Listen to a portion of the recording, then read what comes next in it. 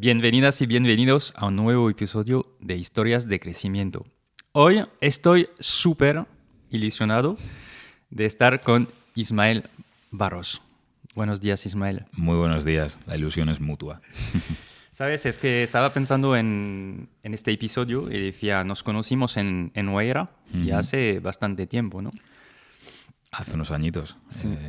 Casi 10. Casi 10 años, ¿no? Y empezamos a colaborar juntos ahí en Huayra y me venía el recuerdo que estuvimos pitcheando en el Follas From Now con los slides que habíais diseñado tú y Xavi cuando tú estabas todavía de freelance. Fuisteis uno de los primeros clientes que tuve. Sí. Esto ya mola, ¿no? De escuchar esto. Sí, total. Con lo que es soluble ahora, pero ya tenías. Esto se veía. O sea, con Xavi decíamos, es que Ismael tiene un potencial de la hostia. Lo veáis vosotros más que yo, yo creo. Pero sí que es importante que los vean los clientes, fíjate.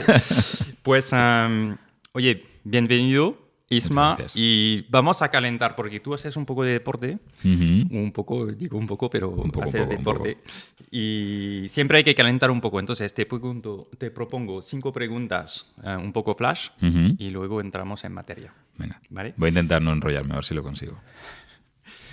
¿Tu fortaleza más importante? Ahora mismo, porque van cambiando con el tiempo. Ahora mismo diría que es la gestión emocional. Flipa. Ahora entenderás. y la capacidad de aceptación. O sea, esto que está tan de moda del fluir, pues fluir de verdad. Sí, pues súper interesante de cómo quizás podemos tener momentos difíciles y lo cambiamos por una fortaleza. O sea que lo hablaremos luego. ¿Cuál es el riesgo más importante que has tomado? A nivel profesional, cada día hay riesgos que asumes. Por no ponerme muy místico, me lo llevo a la parte empresarial, ¿no? Y sin duda el momento más crítico que hemos vivido ha sido el de justo después de la pandemia, del confinamiento, que decidimos apostar todo lo que teníamos para dar un salto importante.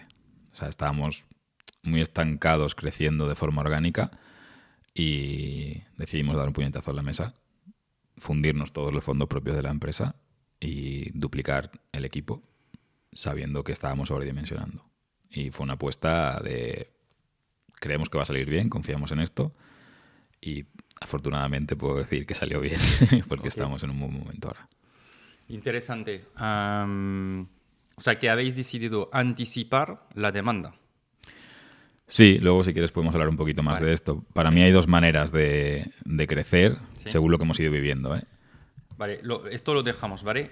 Porque vamos a entrar en materias con esto. ¿Cuál es tu red preferida para comunicar, red social? El bar. ¿Te vale? Me interesa. Cada vez estoy más lejos de la exposición en redes sociales porque creo que por naturaleza nos llevan a un reduccionismo que no es bueno para todo lo bonito que tiene relacionarse con la gente. Entonces cada vez estoy más por hacerme 45 minutos de coche para venir a grabar en persona y evitar no es una pulla, yo lo hago encantadísimo, y grabar en persona, ¿no? Sí. El contacto físico es una cosa que echa mucho de menos y que no era consciente de cuánto de importante era. Sí, quizás también con lo que nos ha pasado con la pandemia, hemos dado de nuevo importancia a algo que nos parecía normal. Total, o sea, bueno, para mí ha sido más bestia porque siempre he dicho que yo ya había trabajado en casa todo lo que tenía que trabajar. O sea, fueron muchos años de freelance, trabajando 12, 14 horas en casa, además en un estudio donde trabajaba con mi pareja de entonces también en una mesa de 1,20 m por 80, donde comíamos, donde, o sea, aquello era... O sea, hay presos en mejores condiciones que lo que vivíamos en aquel entonces. Y justo cuando ya nos fuimos a Barcelona con Soluble y cogimos oficinas, la casa que busqué era como, bueno, ya no necesito trabajar en casa. Con lo cual, en la casa donde pasé el confinamiento no hay un sitio para trabajar bien preparado, como esta maravilla que tienes aquí tú. Entonces, ha sido especialmente duro por eso, porque era una parte que yo ya sabía que era importante y de repente no podía perseguirla. Vale. Bueno, digo a la audiencia que aunque es un pelín lejos para venir, sí que siempre hay un desayuno preparado. Está de maravilla y la casa es espectacular. No. ¿Por qué has querido ser emprendedor? Nunca me lo he planteado y no sé si es algo habitual. O sea, conozco a mucha gente emprendedora que es como que no hay alternativa. O sea, cuando emprendes... En realidad tenías alternativas, ¿no? Sí, siempre las hay, pero como que en el momento es que es lo que quieres y lo quieres tanto y tan fuerte que no ves más allá, ¿no? O sea, nunca me planteé... O sea, yo tenía claro que no quería trabajar por cuenta ajena, pero sin muchísima reflexión, una cuestión más de instinto casi. Okay. Y eso te hace ver las consecuencias que tienen las decisiones y las elecciones y durante el camino creo que es sano preguntarse si te compensan esas consecuencias, ¿no? Que ha sido algo que también he tenido que hacer. Vale, ¿cómo nace Soluble? Me pasa mucho que todo esto es a posteriori. O sea, el famoso síndrome del impostor pues me acompaña de vez en cuando y lo abrazo. O sea, lo hablo mucho sobre todo con Víctor Rodado de Minimalism, que nadie sabe lo que está haciendo. O sea, que aquí estamos todos improvisando. Y yo me considero fan de improvisar. O sea, yo puedo contar lo que he vivido y los aprendizajes a nivel de hipótesis que he tenido, pero no son verdades y ni siquiera a mí me volverían a funcionar probablemente, ¿no? O sea, siempre hay contextos súper complejos y se nos escapan los detalles. Entonces, Soluble, ahora, si miro para atrás, soy consciente de cómo nació, pero en aquel momento no era consciente de dónde me estaba metiendo, para nada. Y nació de una forma súper orgánica porque... Bueno, nació como consecuencia de la primera crisis de ansiedad grande que tuve. O sea, el nacimiento fue bastante catastrófico. Pero básicamente yo te cuento un poquito, es difícil desvincular mi trayectoria profesional particular de la de Soluble. Sí. Yo desde niño ya quería diseñar, hacía concursillos y siempre me había gustado la parte más creativa y de resolver cosas con la creatividad, no tanto la parte artística de expresión, sino el resolver, ¿no? Y en esa línea me gustaba también la parte más de construcción, de ingeniería y demás. Decidí estudiar arquitectura y durante la carrera me presentaba a concursos y cosas que en el sector no están muy bien vistas, con razón. Pero en aquel entonces era simplemente un hobby, ¿no? Y algunos de esos concursos me dieron cierta visibilidad. He contado ya alguna vez que el que... No sabía que los concursos no estaban bien vistos. No, dentro del sector es un tema delicado y con razón. El problema de los concursos es cuando no están alineados los objetivos del concurso con las aspiraciones de quien lo convoca, con las condiciones de los que participan, ¿no? Al final es un sector profesional y hay muchos concursos que denigran la profesión y eso es un problema. Si es un concurso en ámbito estudiantil o donde... Así yo pensaba que era esto, más de estudiantes. O sea, si repasara todos los concursos que me presenté, pues probablemente... no sé, es que no los contaba. O sea, no demasiados, pero... los que me apetecían. Sí, vale. El que más sonó fue el de Series Junkies, sí. Que, espero que la audiencia... Porque ya lo cuento a veces y hay gente que ya no conoce Series Junkies. O sea, me voy haciendo mayor. Pero era básicamente una plataforma que era un directorio de enlaces hacia contenidos con ciertos derechos de copyright que, había zonas grises en aquellos albores de Internet. De hecho, nunca ningún trabajo mío saldrá tanto en prensa como el trabajo que hice para Series Junkies, porque cada vez que se reabría el juicio aparecía el logo que hice en grande en todos los periódicos. Y a raíz de ese concurso, que pagaron con un iPod Touch, que me fui a comprar con ellos al Corte Inglés de Princesa, de la manita. O sea, era lo antiprofesional todo eso, pero no era mi profesión, entonces tampoco tienes la conciencia que se te forma cuando te dedicas a algo ya de otra forma.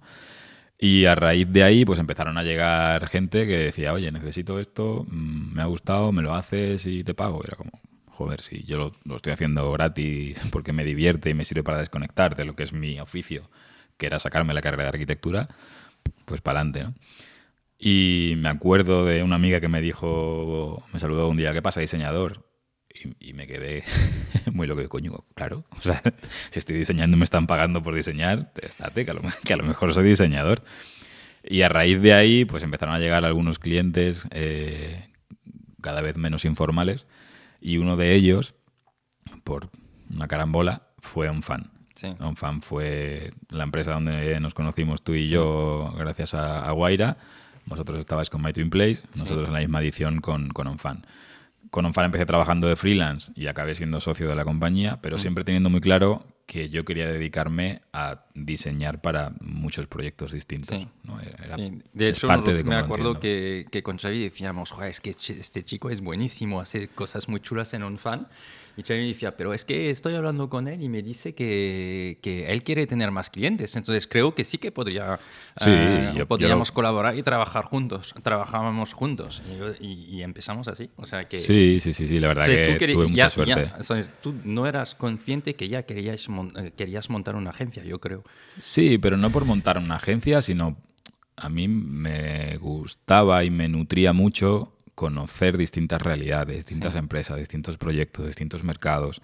Es donde más aportaba y donde mejor me lo pasaba. O sea, yo al final en OnFan disfruté muchísimo y aprendí lo que no está escrito. O sea, fue mi máster particular, siempre lo digo. Aparte tuve suerte de dar con gente maravillosa, con Ignasi, con Ismael, con todo el equipo, que me permitió perseguir lo que yo quería. O sea, siempre pude hablar con ellos de forma transparente y siempre me apoyaron.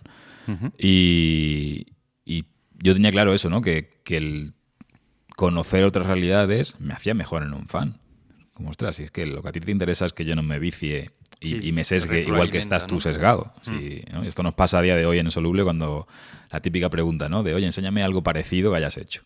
Digo, pues afortunadamente no tengo nada parecido. Porque si tengo algo parecido que haya hecho, es inevitable que esté sesgado por cómo funciona la cabeza. Yeah. Entonces, nuestro valor está en descontextualizar los aprendizajes y aplicarlos a realidades muy diferentes, ¿no? Y eso siempre me ha llamado y siempre he tenido claro que quería ir por ahí. Más allá del modelo, porque nunca he tenido ni idea, creo que sigo sin tenerla, de gestión empresarial o de...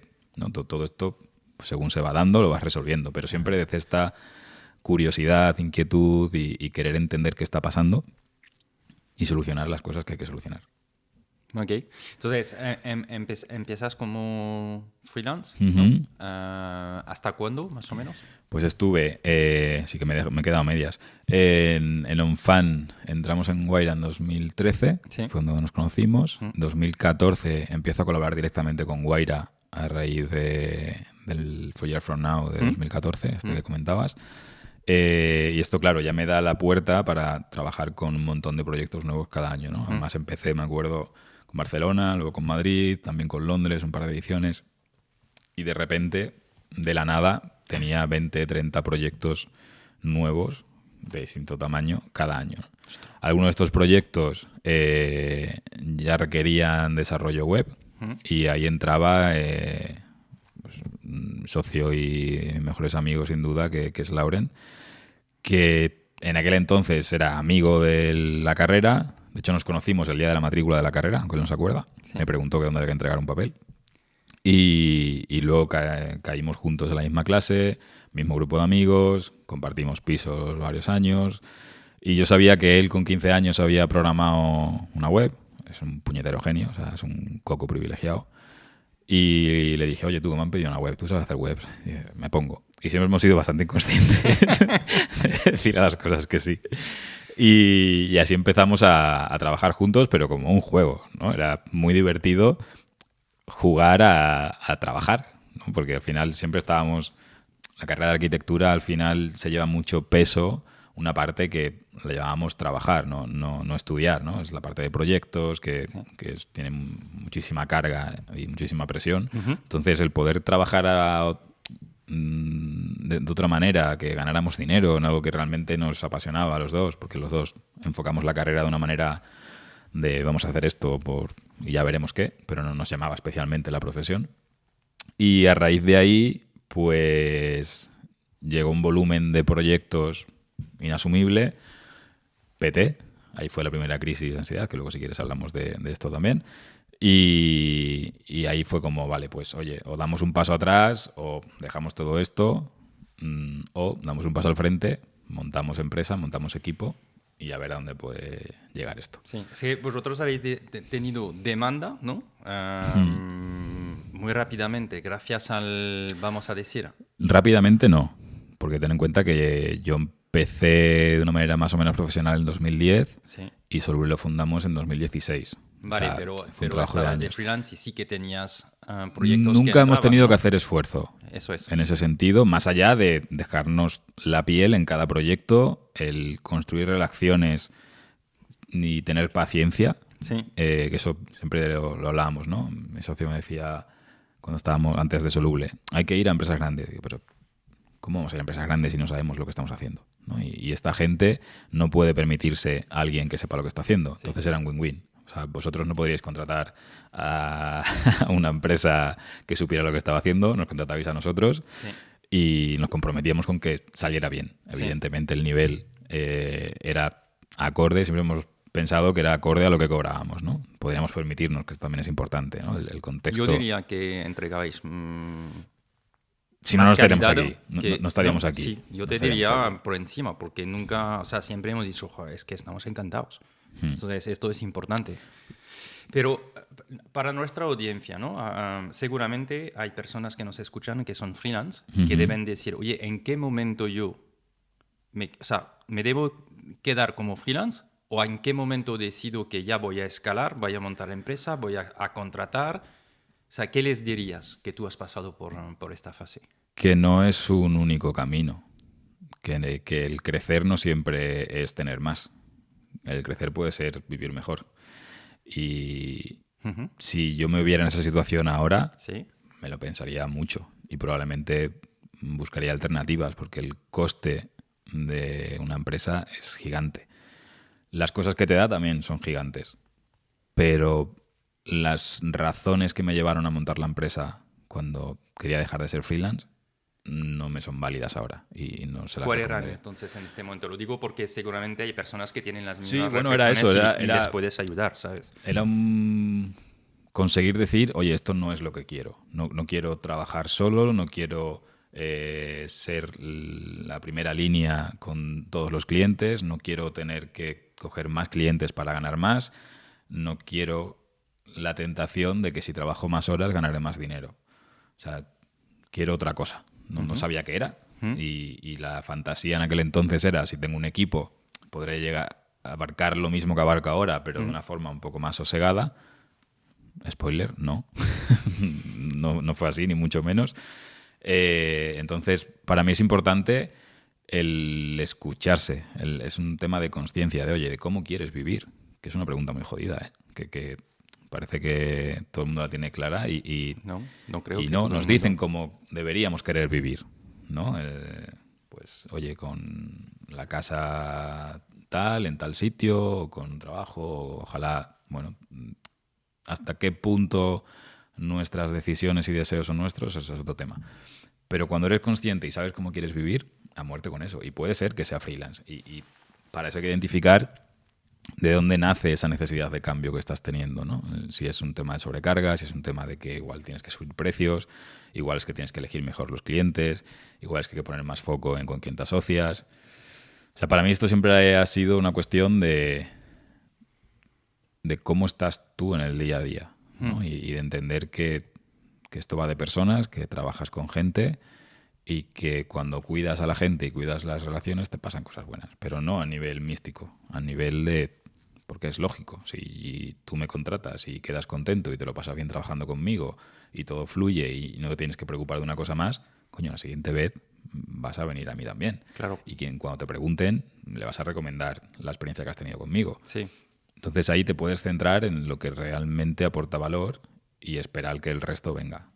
Hay veces que cuando ya tienes ciertas cargas y cierta presión a nivel de estructura, pues no te puedes permitir esa tranquilidad, ¿no? De esperar a que lleguen las cosas y tienes que ser un poco más activo. Entonces, para mí, la clave es esa. O sea, si estás en un momento en el que te estás planteando seguir como freelance o montar una empresa, pregúntate cómo quieres vivir y analiza bien los costes que tendrá cada decisión. Ok. ¿Qué hacéis en Soluble y cuál es vuestro tamaño? Lo digo también para que tengamos en mente qué es Soluble hoy y qué representáis, ¿no? Soluble es un equipo de especialistas en la creación y gestión de marcas y productos digitales, que para nosotros es un poco redundante porque estamos muy especializados por el hecho de ser nativos digitales, no ya a nivel de edad, sino de mentalidad, ¿no? De lo que implica desenvolverte en un medio digital, en cuanto a capacidad de adaptación, de agilidad, de no tener demasiado apego a un material concreto y poder cambiar, querer sacar, probar, aprender, iterar. Y sabemos que cuando trabajamos todos los aspectos de una empresa que tienen que ver con la marca, contribuimos a que esa empresa funcione mejor, básicamente.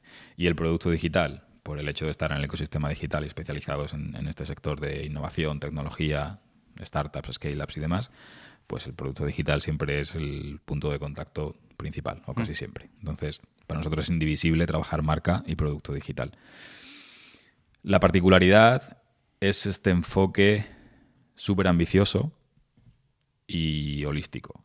No nos vale con hacer una única cosa bien para conseguir el objetivo que tenemos.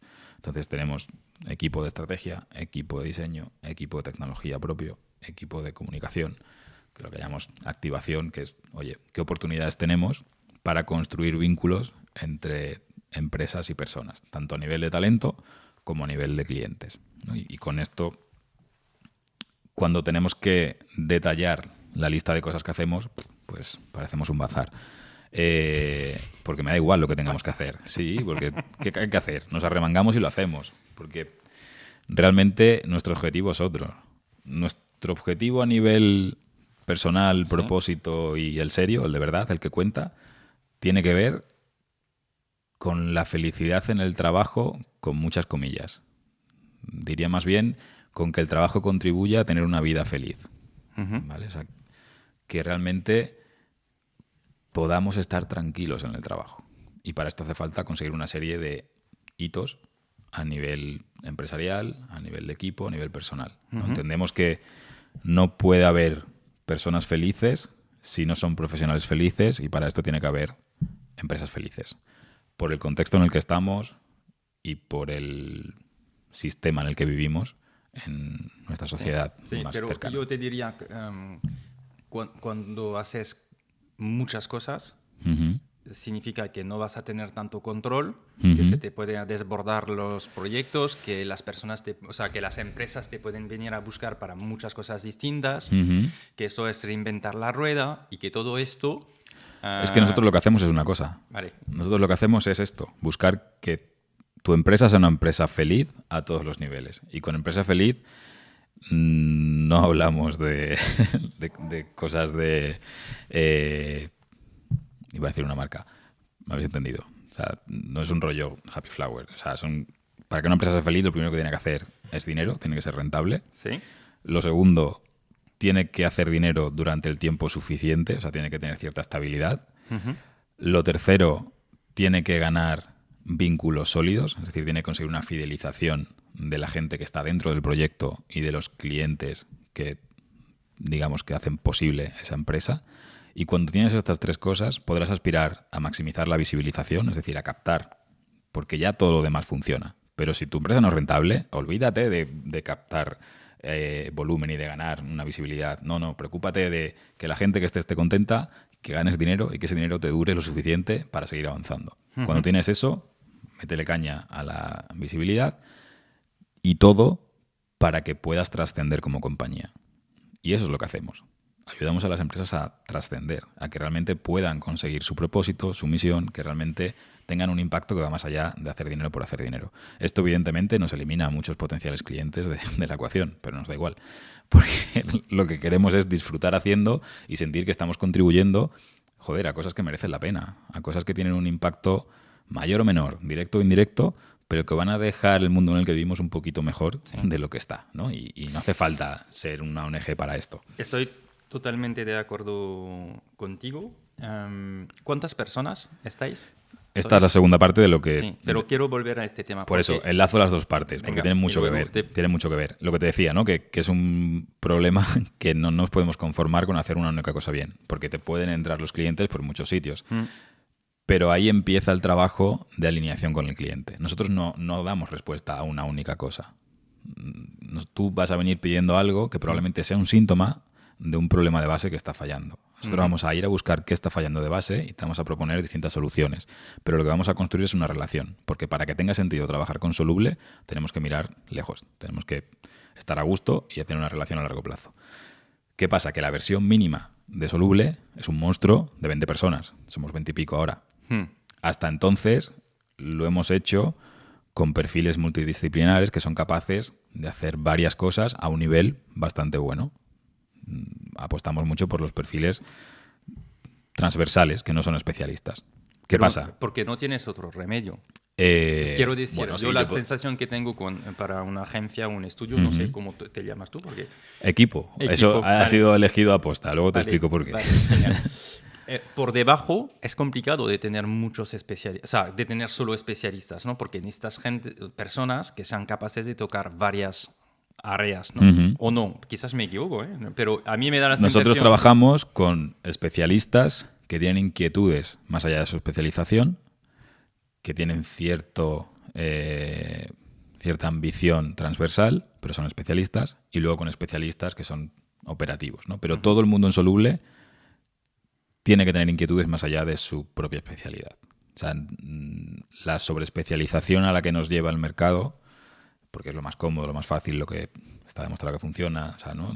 Las ofertas de trabajo, los salarios, las promociones, todo está muy enfocado a la especialización. Es necesaria la especialización, pero nosotros necesitamos una capita más de como poco que sepas qué está pasando a tu lado. Entonces siempre tenemos unos perfiles muy transversales, entre los que me incluyo, de coordinación, de pues, todos estos mensajes más a nivel de propósito, de por qué estamos haciendo lo que estamos haciendo, de por qué es importante que conozcas lo que está pasando en el equipo que está a tu lado. Pero luego tenemos estos especialistas en los que delegamos. O sea, yo no le digo a Emil, nuestro director de diseño, cómo tiene que diseñar, por mucho que yo sepa diseñar. Es él el que tiene la visión de ese proyecto en concreto. Yo estaré coordinando a nivel de experiencia de cliente, a nivel de experiencia de equipo, a otros niveles. Pero el encontrar a la gente con estas inquietudes, con esta capacidad, es lo más difícil y lo que nos ha llevado más tiempo, ¿no? Y lo que hemos tenido que hacer, tener esa base transversal de perfiles generalistas que coordinan especialistas. Pero estos especialistas es importante que como poco les interese. Es algo que se puede adquirir.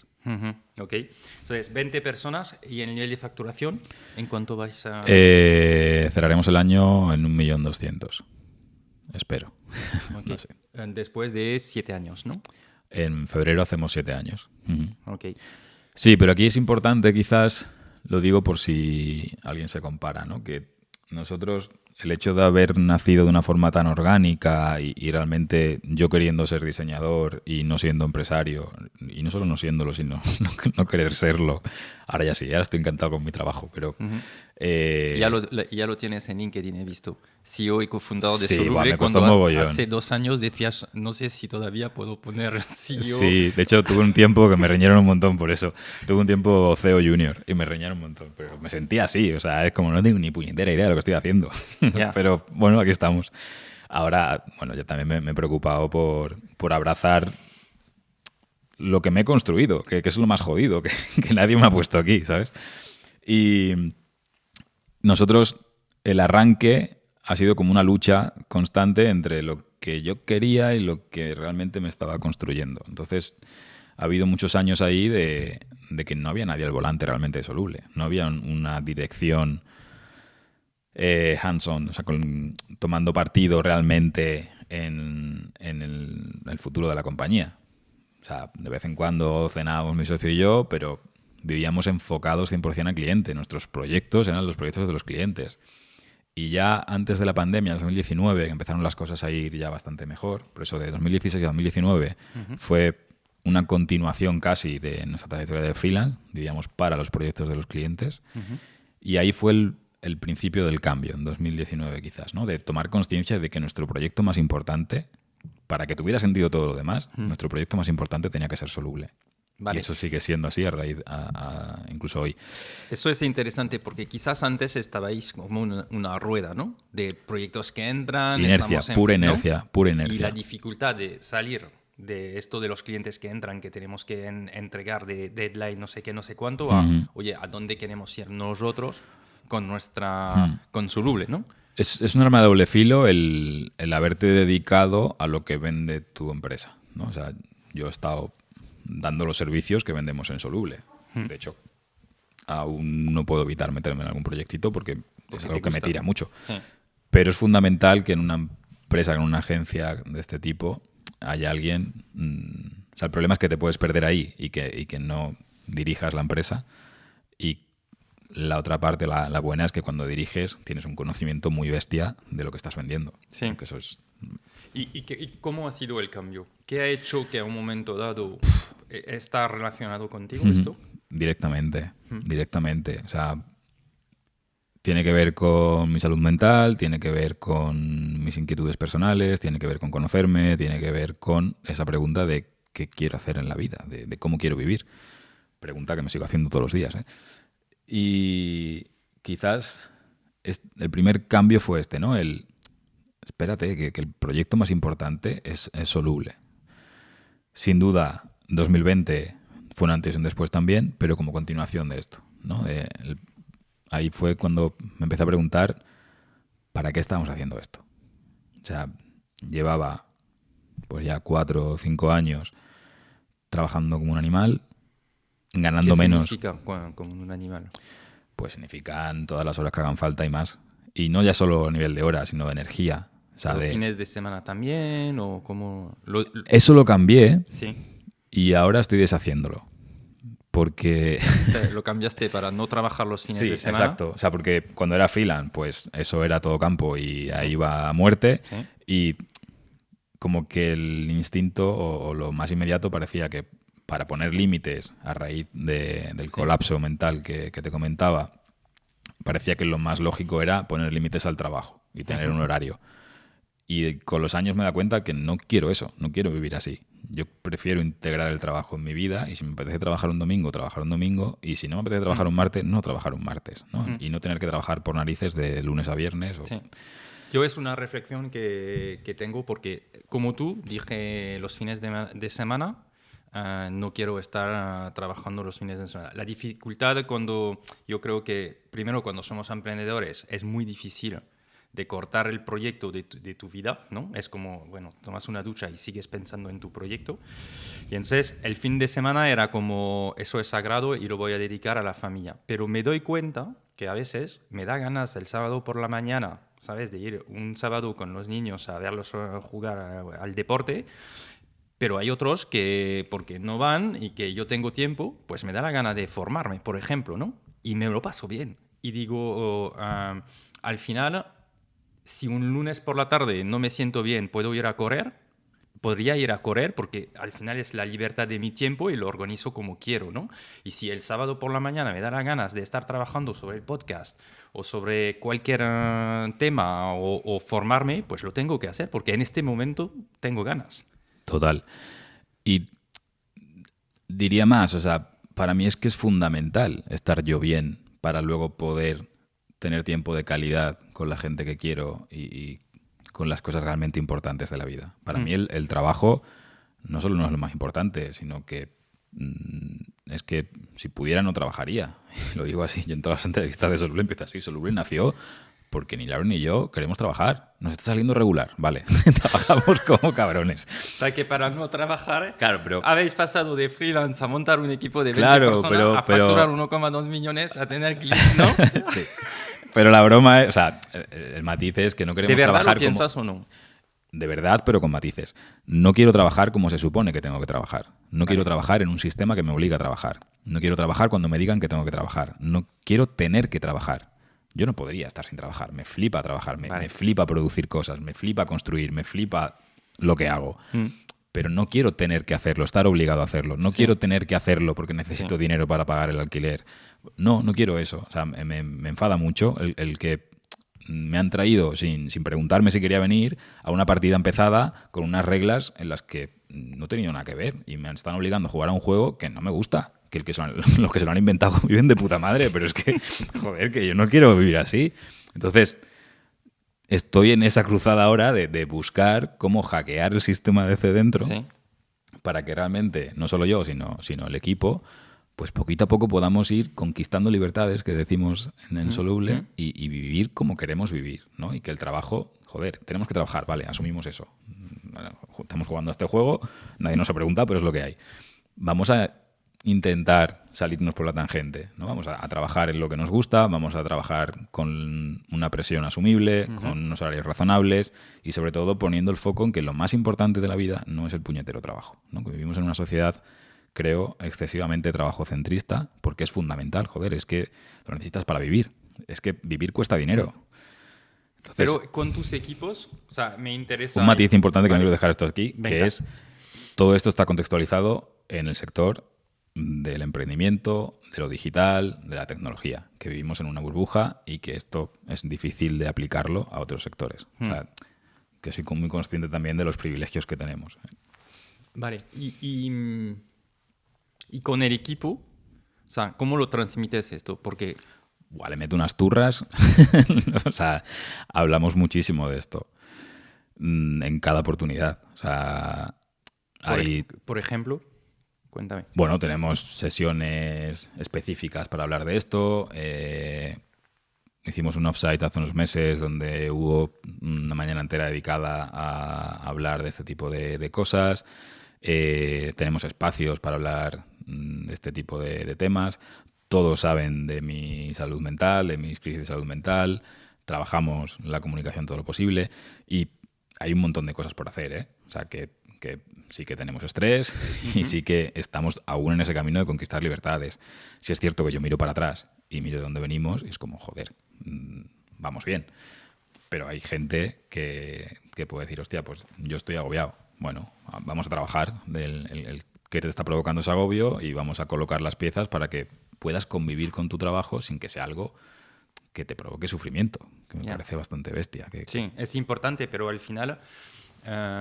vosotros, como muchas agencias y por ejemplo Kimun, ¿no? Hay un equilibrio en necesito más clientes, ¿no? Bueno, necesito más clientes.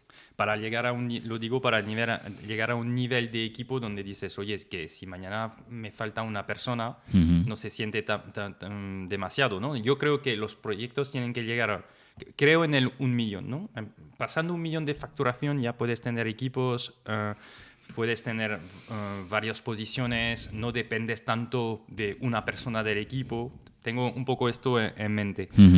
Y lo que quiero decir con esto es que estáis en un sitio donde mañana te pueden entrar más clientes, vas a necesitar que fichar, mientras fichas pues hay más carga sobre el equipo, que este equilibrio equipo-cliente no es nada fácil de conseguir. No lo es. No, pero entonces, la pregunta que me hago es, por una parte, tenéis unos valores que veo de, oye, que estamos aquí para pasarlo bien, pero por otra parte hay momentos donde va a haber picos de tráfico. Eso es así. Eso nos ha pasado y nos ha traído problemas, ¿eh? Tuvimos una temporada donde solo nos centrábamos en la parte bonita de la historia, en los procesos de selección, en las charlas, de cara al equipo, y se empezó a pervertir el mensaje, ¿no? De hostia, conquistar libertades, como cuidado. Mientras somos rentables, ¿no? Claro, o sea, lo que te decía antes, ¿no? Imagínate los 5 pasos en una pirámide, si no está lo de abajo, y usamos la metáfora de ¿cuál es la prioridad? ¿Comer o conseguir comida? Coño, la prioridad es comer, pero si no consigues comida no vas a poder comer. Pues es un poco lo mismo, ¿no? Y ya desde hace un tiempo le damos, sobre todo en los procesos, mucho peso a la cara B. Hostia, que todo esto tiene un coste. Que esto mole tanto y que estemos disfrutando tanto con lo que estamos construyendo, tiene un coste, que no es poco.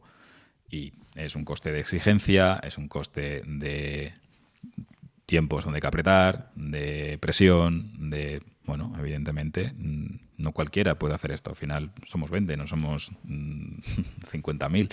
Entonces, tenemos que elegir a la gente que compre este discurso y que le motive lo suficiente, ¿no? De oye, me compensa estar unos días un poco más agobiado porque sé que la vista la tengo puesta más lejos, ¿no? Y que los cambios que estoy haciendo en mi vida son mucho más trascendentes que el hecho de tener un día o dos un poco más apretado o un problema, un conflicto, que pasan, que evidentemente.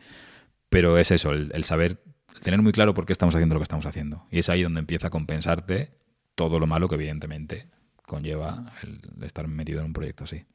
¿Y cómo habéis trabajado todo esta, vamos a decir, cuál era el propósito de Soluble, ¿no? Porque decías, es que al principio éramos más de, oye, seguimos adelante con clientes y no cuidamos tanto.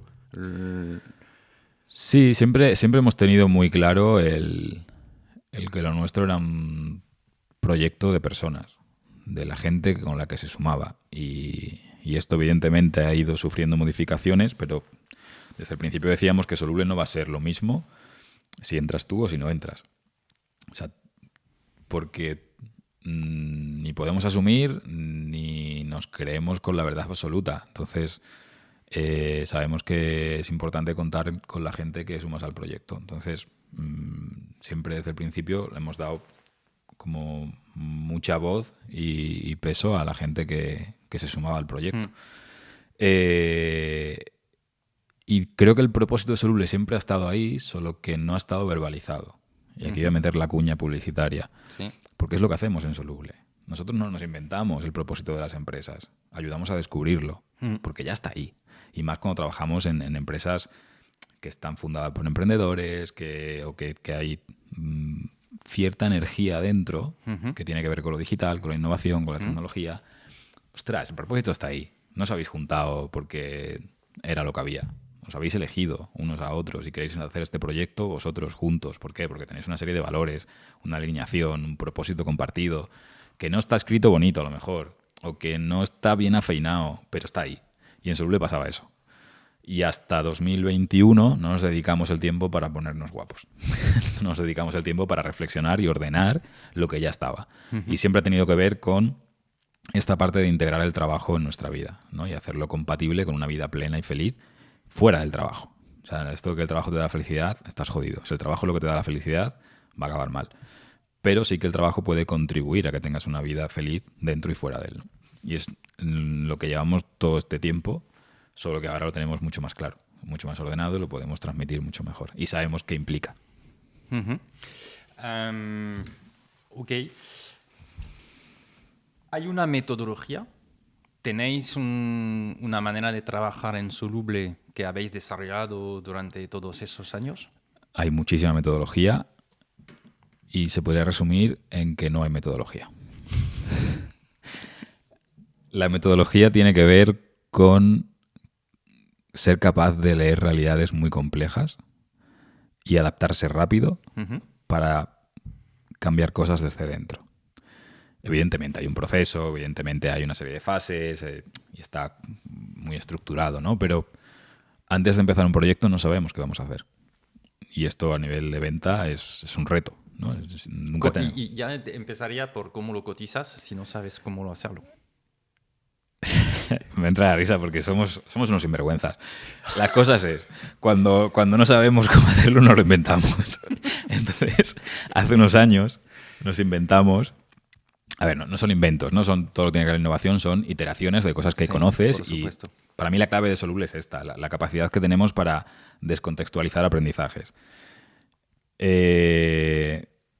Justo a raíz de trabajar con metodologías Scrum, con los sprints y demás, pues las empresas de desarrollo que empezaban a ponerle precio a los sprints y asociar el precio al valor entregado, ¿no? Ahí se nos removió algo Y empezamos a trabajar así, intentando adaptar ese modelo de, oye, yo te reservo pues mi equipo de tecnología que está formado por este perfil, un sprint, 2 semanas, tantos 1.000 euros y el entregable es este, ¿no? Y si tengo que dedicarle 10 horas al día o 6 horas al día, es mi problema.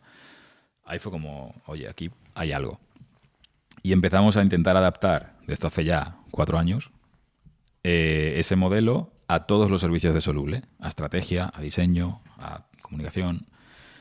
Y poco a poco fue evolucionando hasta dar con lo que tenemos hoy, que es un concepto que cuesta un poquito de entender en la primera conversación, pero que una vez que se pilla, funciona como un tiro la relación, que es el concepto del módulo.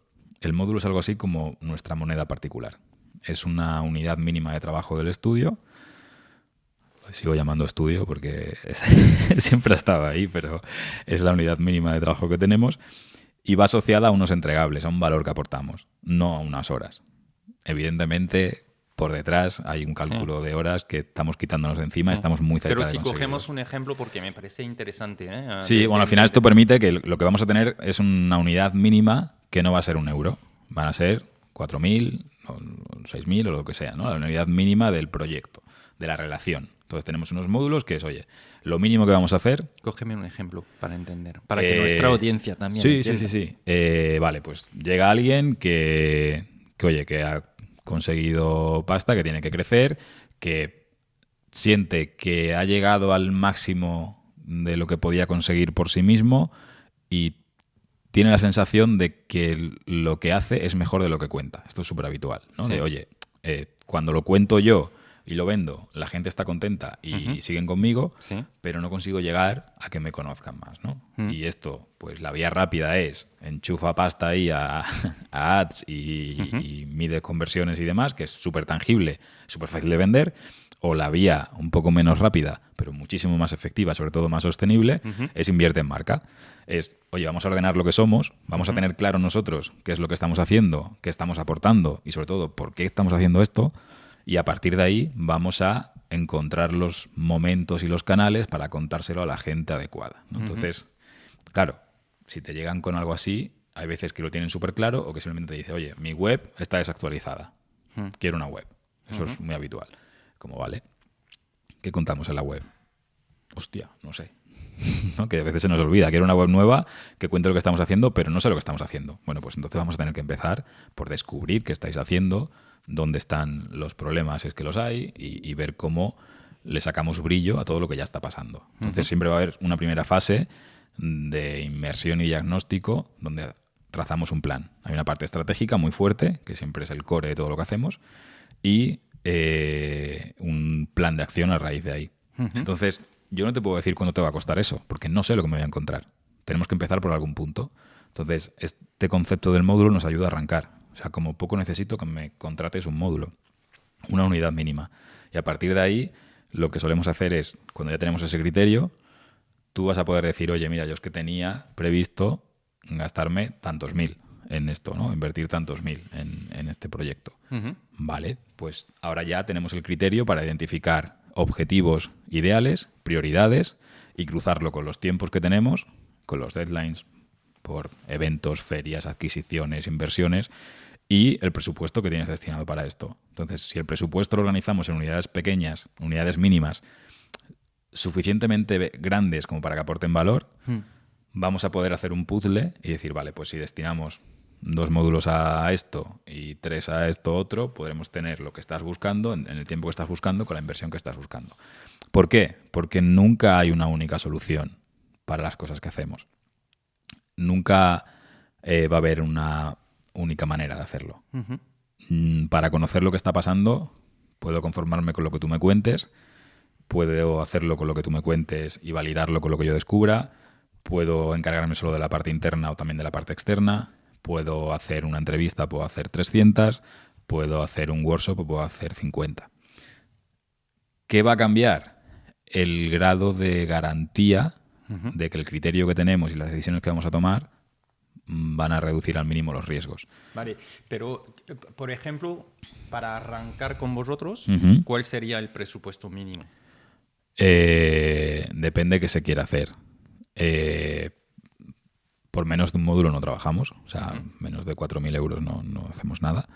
Pero un proyecto donde aporte algo, o sea, con un módulo lo que podemos hacer es conocernos y saber qué proyecto tienes que hacer. Entonces, no es muy recomendable. Para empezar a trabajar y que aportemos valor realmente, tenemos que hablar de 5 cifras por lo general. Vale. En este momento en el que estamos, ¿eh? Justo Sí, lo hablábamos sí. el otro día con mi socio, que hace no mucho cerrar un proyecto de 5 cifras era irse a cenar para celebrarlo.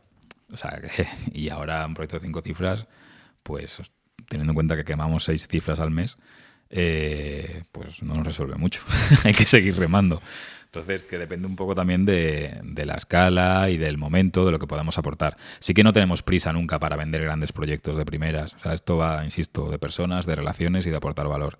Entonces, lo que queremos es que nos conozcas, que entiendas. ¿Y te pasa a veces decir, oye, no es el buen momento? Sí, Porque la dificultad que... o sea, yo tengo la sensación que a menudo se espera, ¿no? Para tocar cosas de marca, de diseño.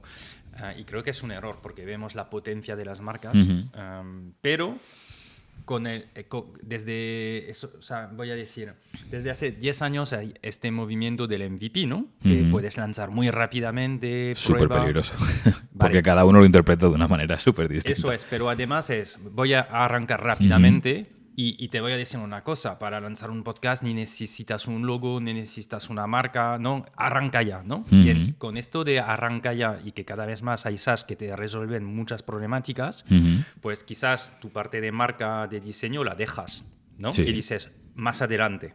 Esto debe pasar a menudo, ¿no? Sí, sí, por supuesto, y no solo... Entonces, ¿cuál es el momento donde tengo que decir, oye, aquí paramos y ahora es el momento de invertir?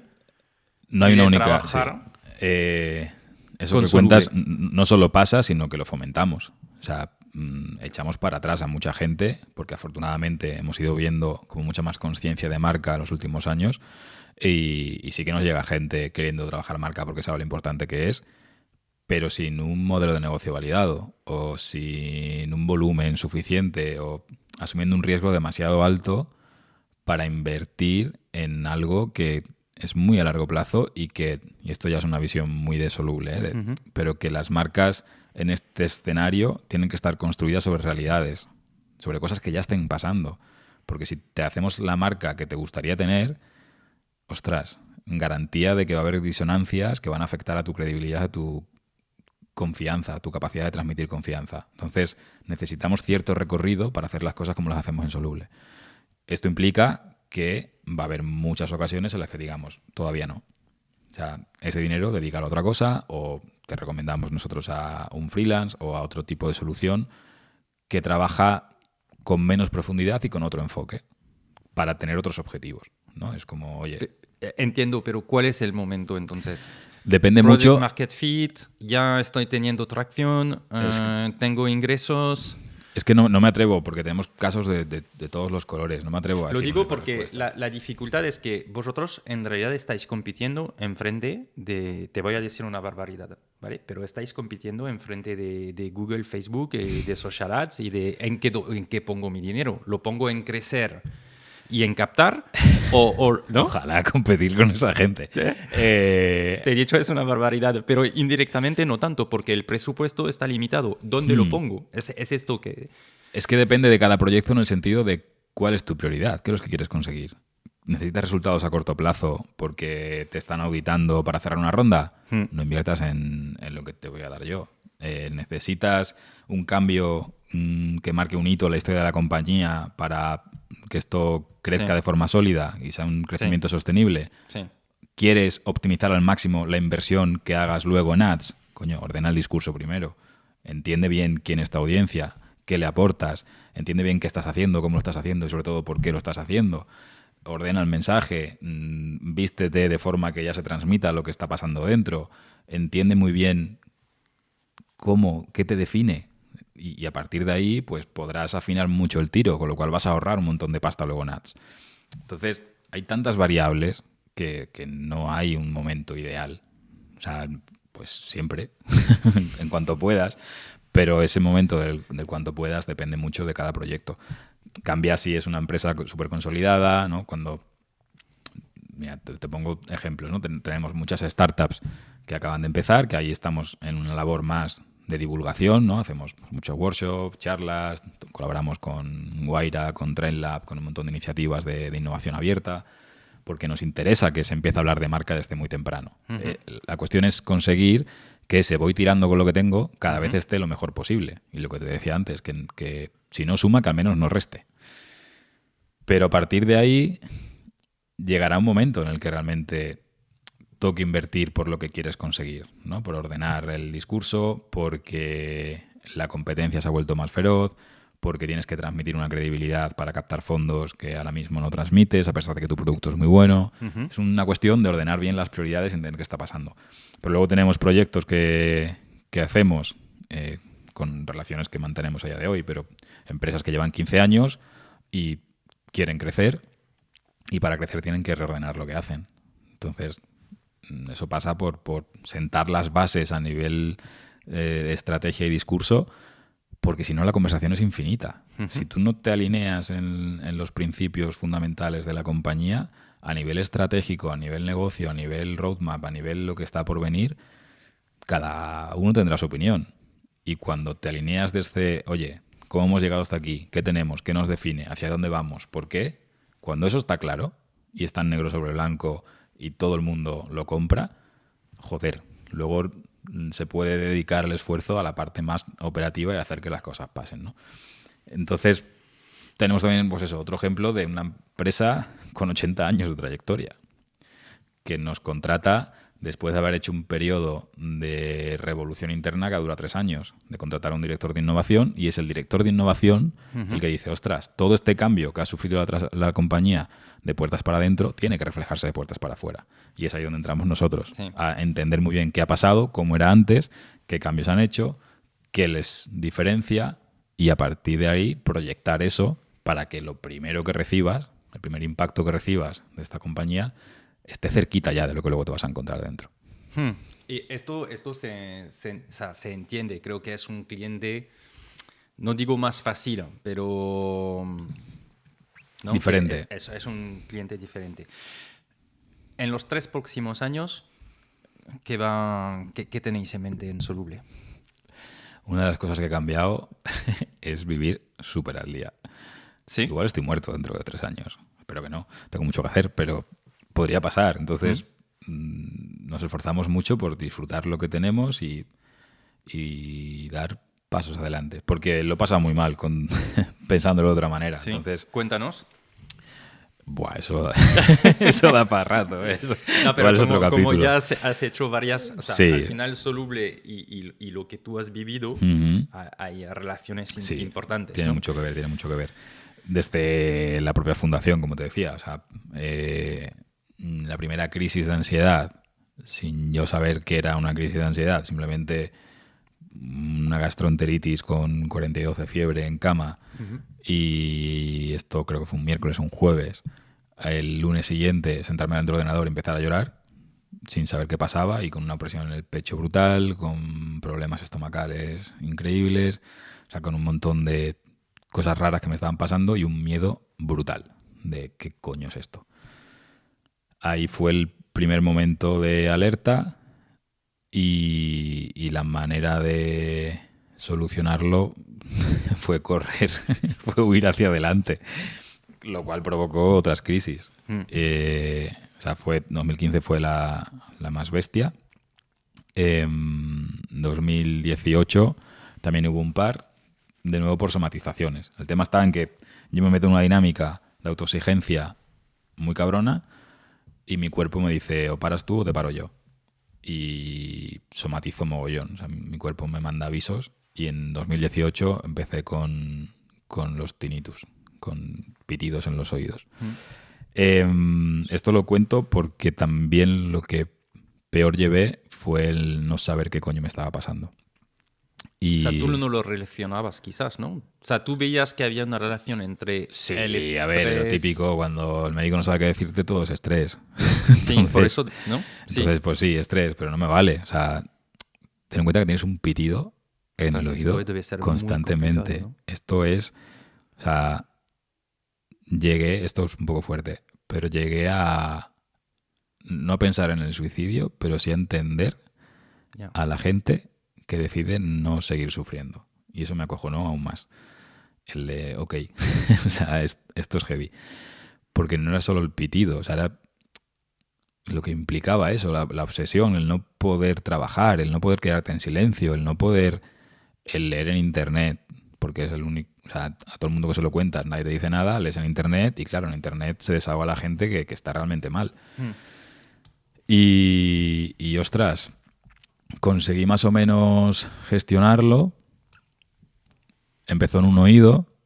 Me acuerdo más que estábamos en un momento súper dulce, estábamos en Nueva York con un cliente, se filtró justo el rebranding que hicimos de Fotolog, o sea, que a nivel empresarial estaban las cosas bien.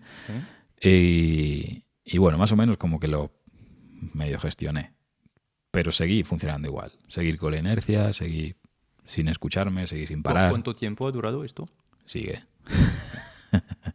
Llevo 4 años competidos en los oídos. ¿Sí? Porque a finales de 2018, que ahí ya fue cuando empecé, ahí ya toqué fondo. Que empezó de repente un pitido más fuerte en el otro oído a una frecuencia distinta. Entonces tiene una puta orquesta en mi cabeza metida. Yo recuerdo esa noche de meterme en la cama y de repente notar que hay un pitido nuevo que viene del otro oído y que pita más fuerte y a otra frecuencia y empezar a llorar, o sea, un agobio brutal. O sea, de irme al sofá, ponerme música a toda hostia para intentar dormir algo, no pegar ojo, un bloqueo de paso. O sea, si vivir es esto, paso. O sea, no, me niego. Y ahí ya fui a buscar ayuda médica. Ahí ya sí que había estado en terapia psicológica desde antes, pero ahí ya necesitábamos artillería pesada y fuimos al psiquiatra por primera vez y empecé un tratamiento. Y lo digo aquí porque creo que es importante que se sepa que hay gente que se medica. Muchísimas gracias por compartir.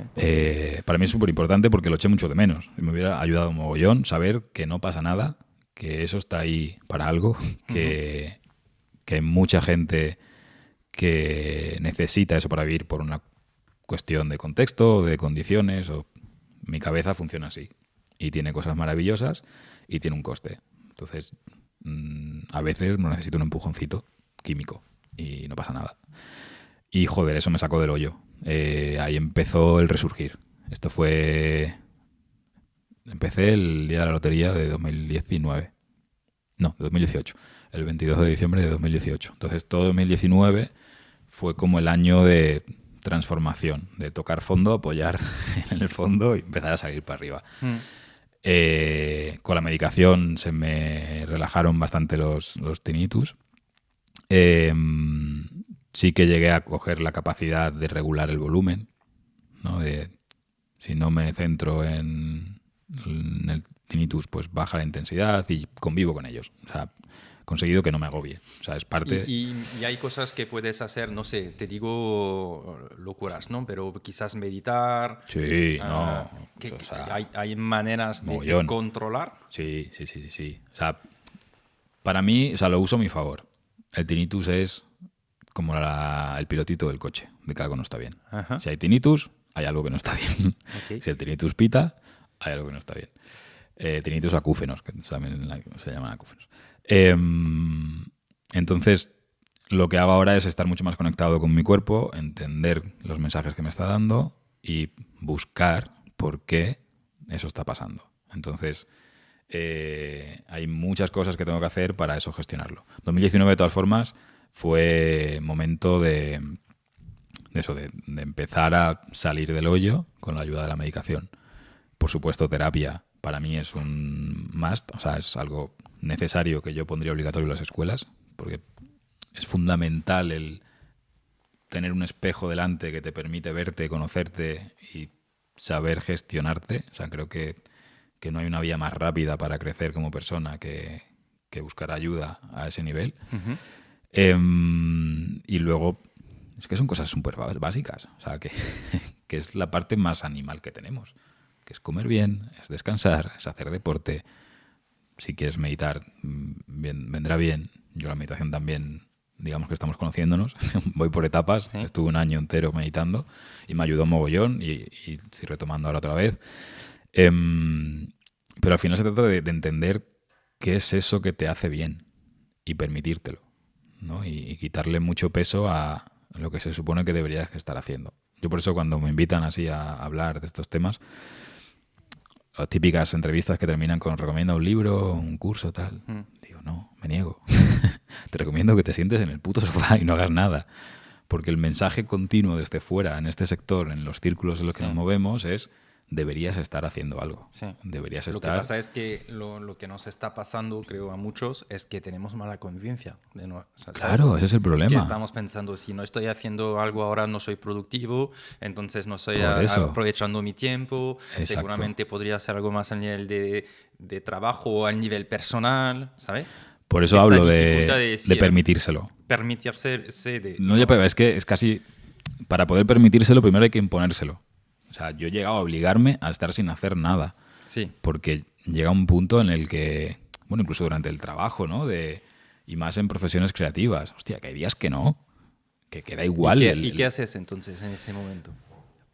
Depende, a ver. Normalmente hay tareas que no requieren... O sea, yo intento escucharme mucho y hacer lo que me apetece. O sea, yo funciono como un tiro cuando hago lo que me apetece. Bueno, somos muchos así, ¿no? Sí, pero creo que tiene que ver con una manera de ser y con un perfil. O sea, si me apetece algo, lo hago súper enfocado, súper rápido, se me pasan las horas. Ahora, como no me apetezca, da igual las horas que le eche, el esfuerzo que le meta, que lo que sale es una mierda. Entonces, ya he aprendido que es parte de mi proceso. Esto me provocó muchísimo sufrimiento, sobre todo durante la carrera, ¿no? En la arquitectura pasa mucho lo de dejarlo todo para el final. Hostia, es que si tengo una hora más, voy a trabajar una hora más. Entonces, tengo una teoría también de que tiene que ver con una estrategia para gestionar la presión, ¿no? La autoexigencia es tan bestia que si te llevas todo al final, introduces el factor tiempo en la ecuación y entonces has hecho lo mejor que has podido con el tiempo que tenías. Si tienes todo el tiempo del mundo, te come la autoexigencia y nunca estarías conforme, ¿no? Necesitas Con un esto deadline. quieres decir que es mejor de no anticipar demasiado. No es mejor, o sea, lo diga mi equipo que lo sufre, los pobres. No digo eso mejor, digo que hay que conocerse y entender cómo funcionamos y actuar en consecuencia, intentando no joder a los demás. Pero sabemos que muchos tenemos como que cuando hay que sacar algo, lo conseguimos sacar. Sí. Pero que si multiplicas por 2 el tiempo, no significa que va a ser mucho mejor. Sale peor. Y acabas más quemado. Pero yo creo que hay gente que funciona así, ¿eh? Mi socio y yo funcionamos así. Y es un problema cuando te relacionas con gente.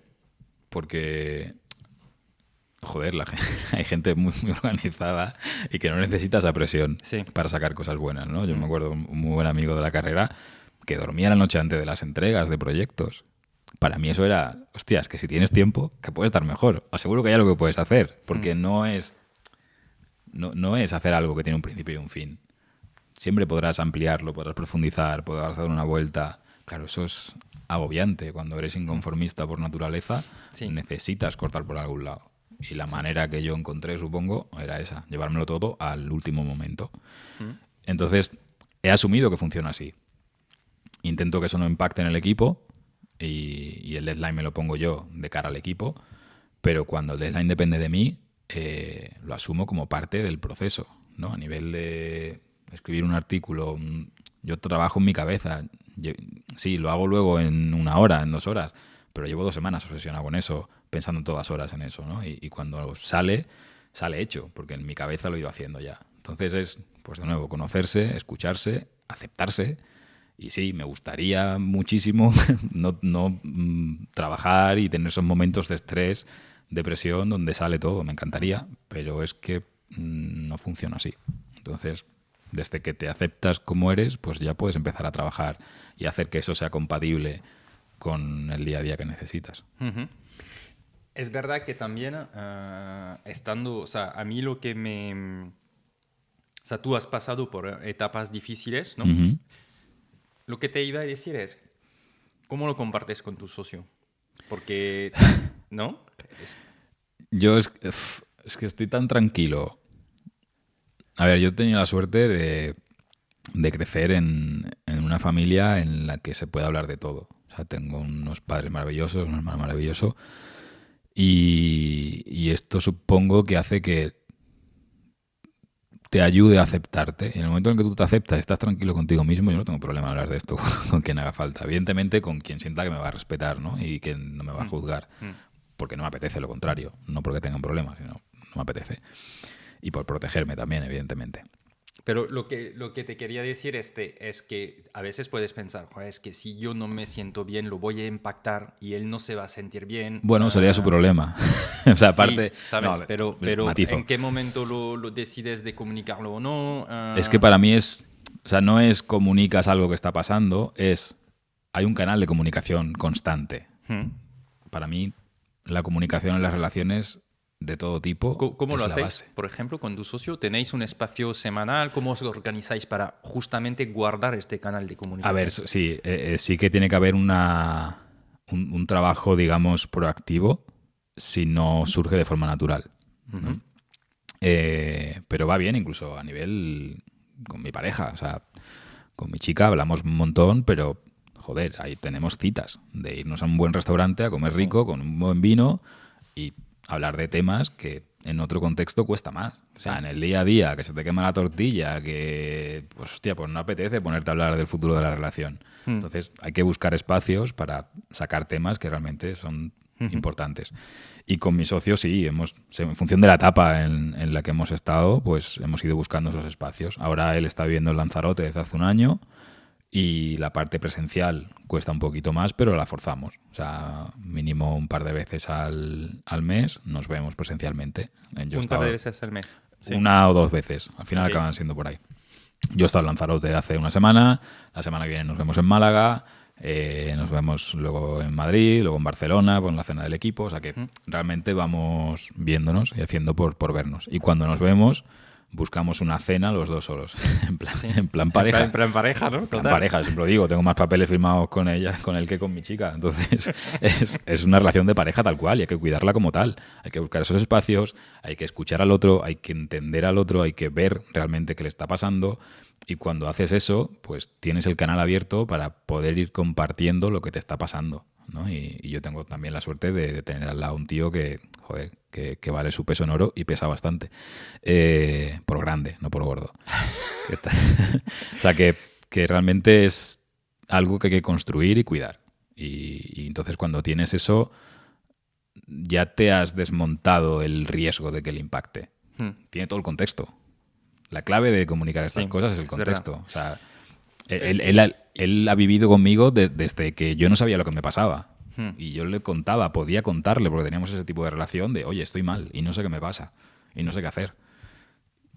Él tampoco me podía ayudar mucho en aquel entonces, pero bueno, ya sabe que hay algo. Y cuando llegas y le dices, oye, tengo una crisis de ansiedad y voy a empezar a medicarme y no sé qué, yo ahora cuando...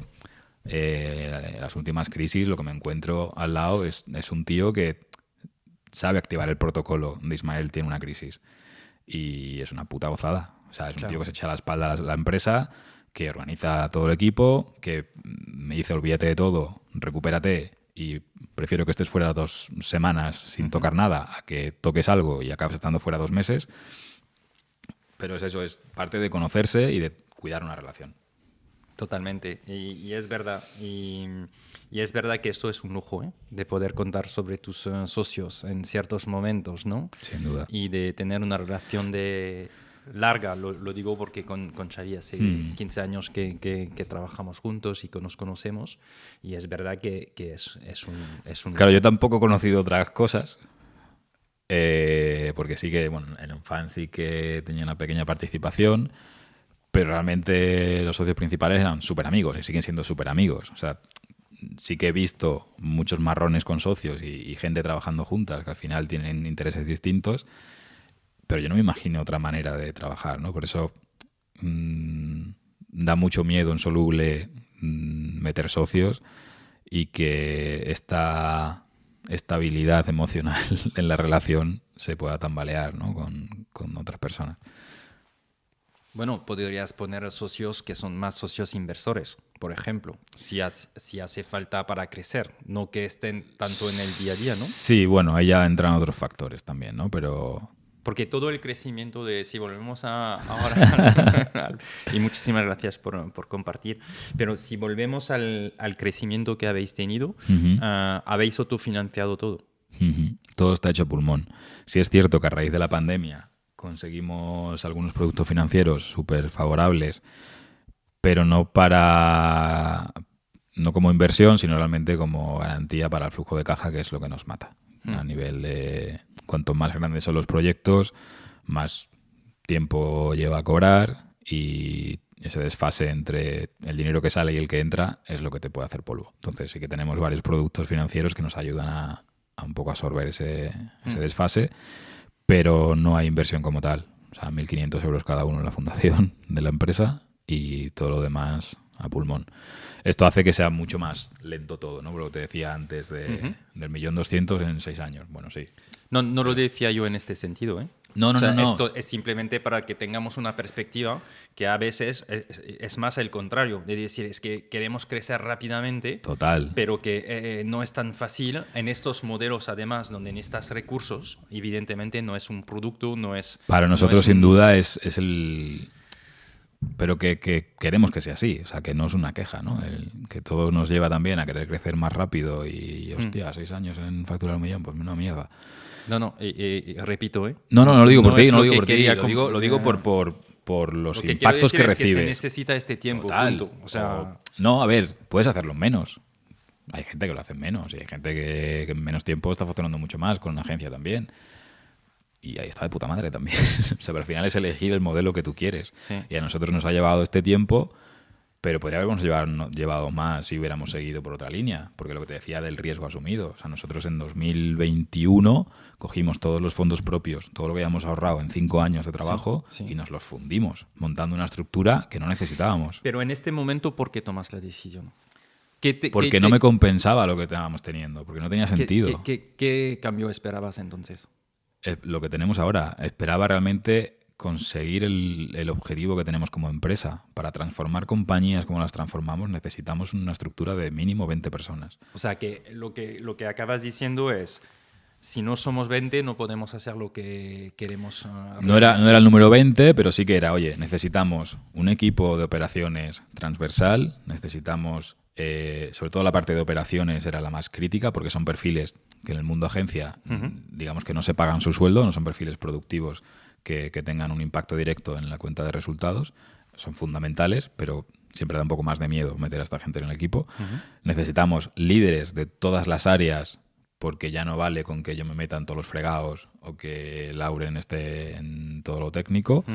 Necesitamos equipo que apoye a esos líderes. Hostia, es que empiezas a contar y si quieres hacer estrategia, quieres hacer diseño visual, quieres hacer diseño de producto, quieres trabajar temas de tecnología a un nivel pro, quieres hacer temas de activación. Ostras, es que necesitas una estructura potente. Claro, pero lo que estás diciendo es necesitamos ser 20. Más o menos, bueno, para dar un número, ¿no? Pero no era por el número, sí. O sea, porque también, ¿no? Todo el rato, no es por lo que tú me dices, sino que me recuerda lo que leo y escucho todo el rato en el sector, ¿no? A mí ser 20, ser 60 me da igual. Me da exactamente igual. De hecho, me encantaría facturar muchísimo más siendo muchísimos menos. Para mí el número es una consecuencia de los planes que tenemos y lo que nos llena a nivel profesional, que es esta parte del propósito y del objetivo que tenemos como empresa. Para eso, la estructura que hemos necesitado montar ha resultado ser 20 y pico. Ok, ahora tenemos que... O sea, seguimos creciendo. O sea, al final, que esto es importante, el combinar la aceptación con la ambición, porque aceptación no es conformismo, ¿no? Y más en este sector que si te quedas quieto te mueres. Pero sí que teníamos claro qué queríamos conseguir con la empresa para que nos compensara, para que tuviera sentido lo que estamos haciendo. Porque el hacer cosas que soltamos y que no volvemos a ver y que mueren al cabo de los años porque la empresa desaparece o cambia o tal, ¿para qué? O sea, que realmente lo que vuestra reflexión es, si queremos tener un impacto real en las empresas, necesitamos aportar más valor y necesitamos más recursos.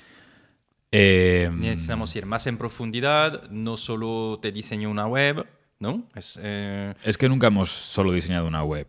Y esto es verdad, y lo sabes, o sea, nunca nos hemos limitado a poner las cosas bonitas, es verdad, ¿no? Siempre hay mucha materia gris detrás y mucha estrategia. Creo que tiene que ver más con para qué estamos haciendo lo que estamos haciendo. Sí. O sea, que nos compense a nivel vital. O sea, que es muy... Estoy un poco intensito, pero ya era la idea, me imagino. O sea, que realmente es ¿para qué estamos trabajando? ¿Para qué coño me levanto todos los días y me pongo a trabajar? Porque me ha obligado el sistema al que me han traído arrastrado o sea, que tiraron de mí con un force o una ventosa y me trajeron aquí. Hostia, no quiero. O sea, yo quiero hacer algo que me llene y contar con gente que me llene y tener relaciones con gente que me aporten. Y es ahí cuando viene todo lo demás, ¿no? ¿Qué tengo que hacer eso? Bueno, para tener relaciones que aporten, hostia, veo que tiene un impacto muy grande cuando yo consigo que la gente comparta esta manera de entender el trabajo. Vale, pues necesito un equipo que lo comparta, lo primero. Para mí siempre lo primero será el equipo. Y luego todo esto tiene mucho más impacto cuando lo conseguimos también en nuestros clientes. Aquí hay un doble propósito. O sea, como funciona Soluble de puertas para adentro, realmente es lo que vendemos. Que tú puedas conseguir eso en tu compañía. Y es ahí donde entra, oye, ¿qué tenemos que hacer? ¿Cómo se hace esto? ¿Cómo conseguimos que la gente entienda su trabajo como una herramienta para poder ser más felices luego? Con todos los objetivos, esto que te decía, a nivel de negocio, a nivel de captación, a nivel de fidelización. Y es ahí cuando decimos, vale, pues para hacer esto necesitamos cubrir una serie de frentes distintos, de disciplinas súper diferentes, hacerlas todas a un nivel máximo de especialización, pero coordinadas a un nivel brutal. Ponemos muchas veces la metáfora de la orquesta sinfónica, ¿no? O sea, necesitamos un equipo de directores que conozcan cómo se tocan los instrumentos, aunque no sean virtuosos de los instrumentos, pero saben más o menos de qué va el rollo. Necesitamos gente que le da empaque a todo, que es capaz de hacer y que toca muy bien. Y necesitamos solistas, necesitamos genios liderando a cada grupo de instrumentos. Y ahí es cuando suena de la hostia y cuando el impacto es brutal. Porque si no, es otra cosa, que está igual de bien, ¿eh? Y que podría haber sido la lección. Pero la lección ha sido una puñetera orquesta sinfónica, no un grupo de cámara. Para montar esta orquesta, no sé en castellano. Sí, orquesta, sí. Sí, necesitamos invertir y fichar. Sí, ¿no? sí. Ha sido esto. Sí, el tema es, mola tanto lo que estamos montando, que esto fue una de las preguntas clave también de 2020. Oye, queremos crecer. Que me lo había hecho mucha gente, ¿no? Porque yo siempre había dado por hecho que es crecer, ¿no? La inercia esta del más, conseguir. Realmente me paré a pensar, queremos crecer. Y de nuevo la propuesta la tuvimos desde el propósito. Hostia, mola tanto lo que estamos haciendo que sería guay que cuanta más gente mejor se beneficie de las bondades que tiene esto. Sí. Tanto a nivel de equipo, o sea, Soluble es muy guay. ¿Qué voy a decir yo? Pero la gente disfruta mucho en Soluble. O sea, el día a día, los planes. Tenemos una furgoneta camperizada. Sí, nos lo vas a contar esto porque me parecía interesante cuando vi. Dije, ostras, qué buena manera de hacer conocer Soluble. Pero me voy a hacer abogado del diablo. Vale. Lo tengo que hacer porque también estoy aquí para esto. Y diría, es que ahora mismo todas las startups tienen esto, ¿no? Que tienen un propósito. Es que si no lo tienes es como que... Pero que... ¿Cómo haces que sea eso? Y imagino que con tus clientes lo hablas, pero a mí me flipa un poco que todo el mundo se encuentre el propósito para cambiar el mundo, ¿no? A ver, ojalá. Y creo que hay un poco de bullshit también, sinceramente. Sí. Hay veces cuando dices, ok, aquí es porque lo tienes que tener para tu discurso versus realmente si lo es. Y tengo esta sensación de que desde 2, 3, 4 años todo el mundo tiene que tener un propósito. Es que si no, ¿para qué coño trabajas? Todas las empresas, para ser más preciso. Porque si ese no, movimiento... no consiguen fichar, ¿sabes? Hay una necesidad para atraer talento también, ¿no? Pero es maravilloso el propio sistema haciéndose trampas a sí mismo, ¿no? Porque es todo lo contrario. Evidente, me parece maravilloso el movimiento que estamos viviendo. O sea, que todas las empresas tengan un propósito, joder, es brutal. O sea, por fin. Que en cierta manera... Todas lo tienen, lo único que no lo tienen identificado o que los propósitos no son tan nobles como nos gustaría, ¿no? El problema es cuando intentamos saltarnos los pasos, ¿no? y quedarnos solo con la cáscara, ¿no? Necesito un propósito. No, a ver, necesitas perseguir un propósito y saber hacia dónde vas, dónde está tu horizonte y cómo vas a llegar a ese horizonte. Pero no necesitas una frase bonita que decir este es mi propósito, si eso luego no se traduce en cuestiones tangibles que te acercan realmente a ese propósito, ¿no? Entonces, evidentemente hay muchísima bullshit, y además en nuestro sector que nos encanta, pero el objetivo es que ese propósito sea una herramienta para las decisiones del día a día. La forma rápida de entenderlo es que perseguir un propósito te cuesta dinero. Te cuesta dinero. Ganarías más dinero a corto plazo si no persigues un propósito y te enfocas solo en ganar dinero. ¿Qué pasa? Que a la larga yo confío en que también nos dé dinero. Pero no tengo prisa. No tengo prisa. Porque, joder, es tan grande lo que estamos construyendo. Está la gente tan a tope con lo que contamos y es tan real y es tan tangible que es que ya me compensa. La sensación está de, pues si me muero a gusto. Yeah. Y eso es muy nuevo. Cuando me da tanto miedo morirme, no hace tanto tiempo, sentir eso de, joder, es que no aspiro a otra cosa que a vivir tranquilo y a poder transmitir esa tranquilidad a la gente que tengo cerca y que aprecio. Entonces, a partir de ahí todo lo que venga, pues perfecto. Pero no es el propósito porque me exija el mercado tener un propósito. Es porque a mí es lo que me llena ese propósito. Y no me llena el propósito per se. El propósito me sirve para tomar decisiones y hacer cosas que el impacto que tienen en mí es precisamente esa satisfacción. Sí. Porque están orientadas al propósito. Y ahí entra cuestiones como lo de la solubleta. O sea, yo digo solubleta molona. Estamos zumbados. O sea, somos una panda de inconscientes que no sabemos jugar a esto. Pero ¿cómo viene la idea? A mí me interesa de entender también los inicios, como algo... Porque tú dices, yo me quiero ir a currar en playas guay y ¿no?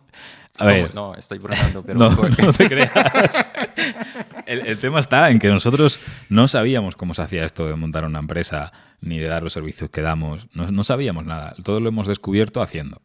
Y esto te da una ignorancia que es maravillosa como herramienta. Porque no tenemos prejuicios, no tenemos vergüenza. Tenemos la inocencia de un niño y la responsabilidad de un adulto.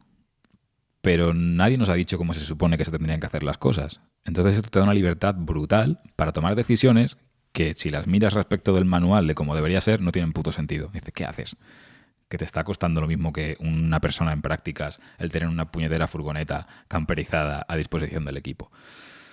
Y esto nace de forma súper orgánica porque tenemos muy claro el propósito y cómo vamos a conseguir ese propósito. Ese conquistar libertades, oye, si realmente tiene sentido el que cada uno trabaje como quiera, desde donde quiera, de la manera que quiera, vamos a tomar decisiones que realmente refuercen esto. Y eso cruzado, evidentemente, con una historia menos bonita, pero que es honesto contarla, que es que queríamos una puta furgoneta, mi socio y yo. Pero podríamos habernos comprado la furgoneta nosotros, ¿no? Y sí. Porque justo teníamos unos amigos que tal, lo probamos el rollo, nos moló.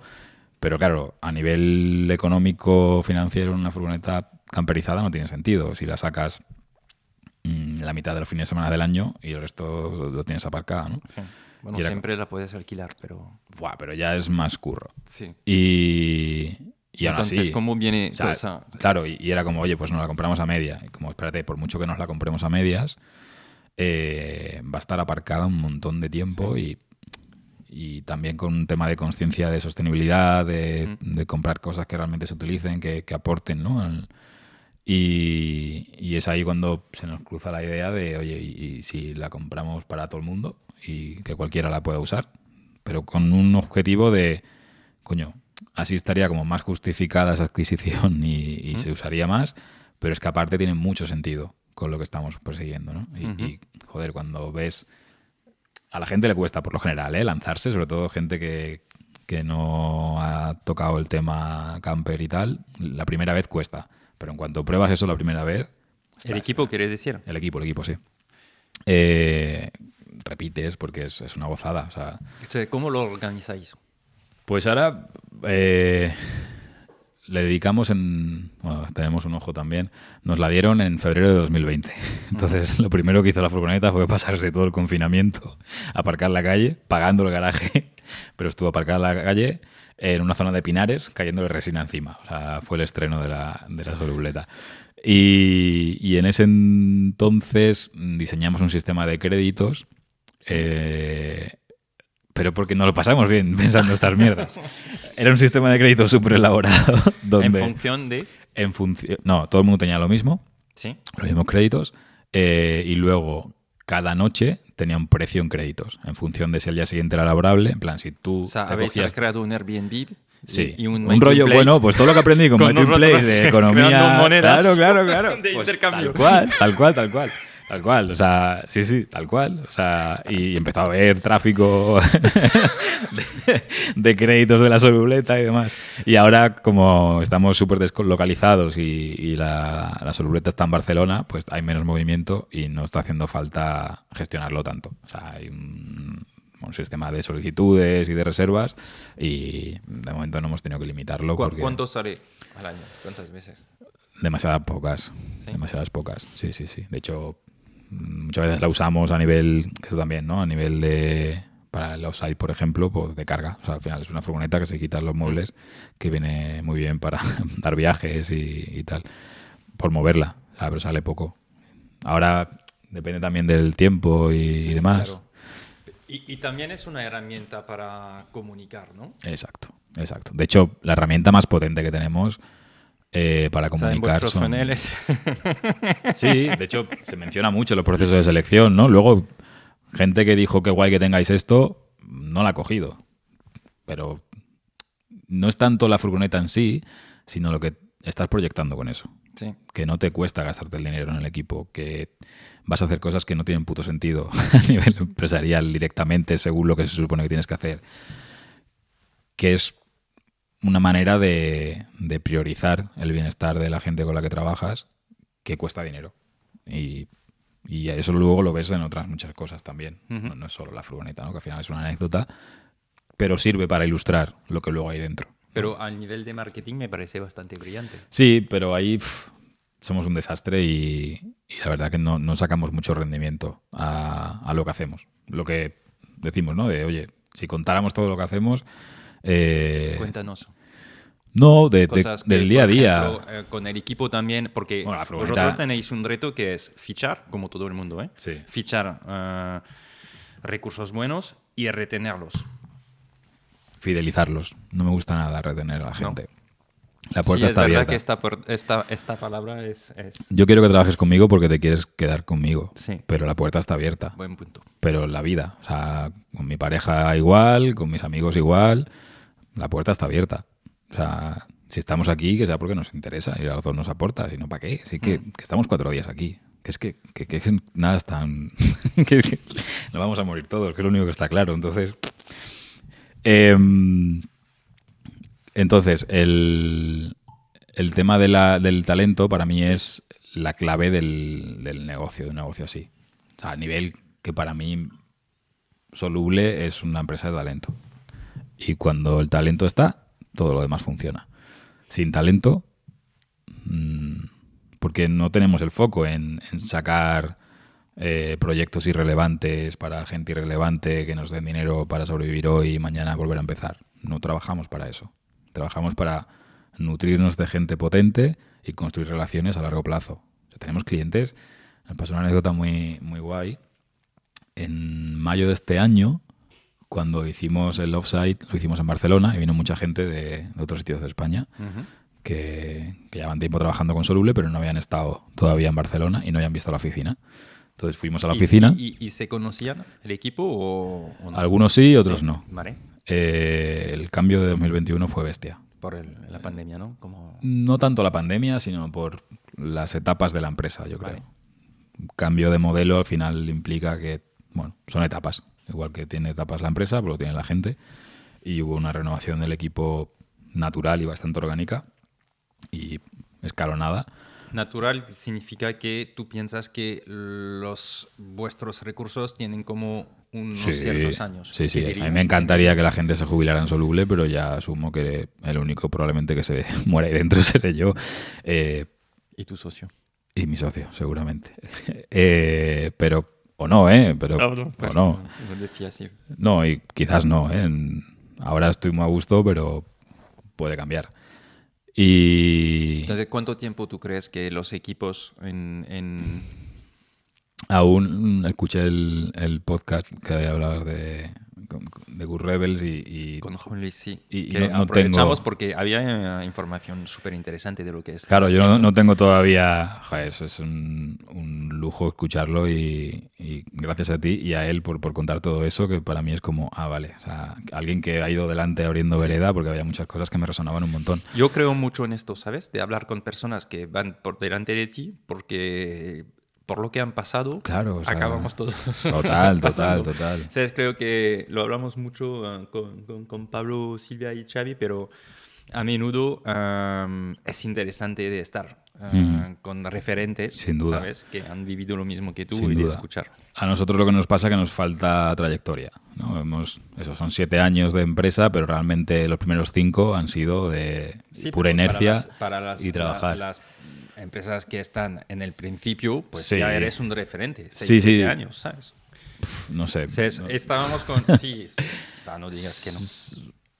Bueno, pero es que no creo que sea replicable. O sea, es todo tan random lo que hemos vivido, lo que vivimos, que no creo que sea replicable. Por eso, bueno, es como...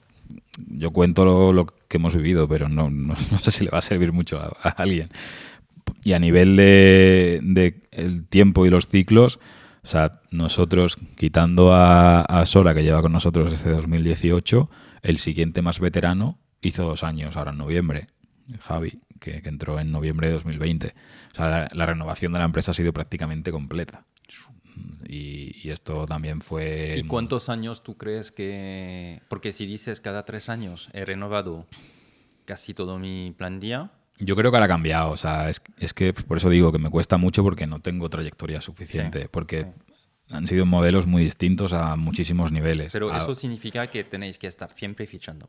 Sí. Porque tendrás o necesidad de incrementar... Sí. O personas que se van a ir porque es así, es normal, o sea, es el mercado. Sí. O sea, siempre estamos bien atentos a lo que se cuece. Sí es cierto que conforme vas creciendo, nosotros siempre hemos apostado mucho por talento, invertir en talento. O sea, no nos duele contratar a gente potente que creemos que va a funcionar, ¿no? Y quedarnos con ellas cuando todo funciona.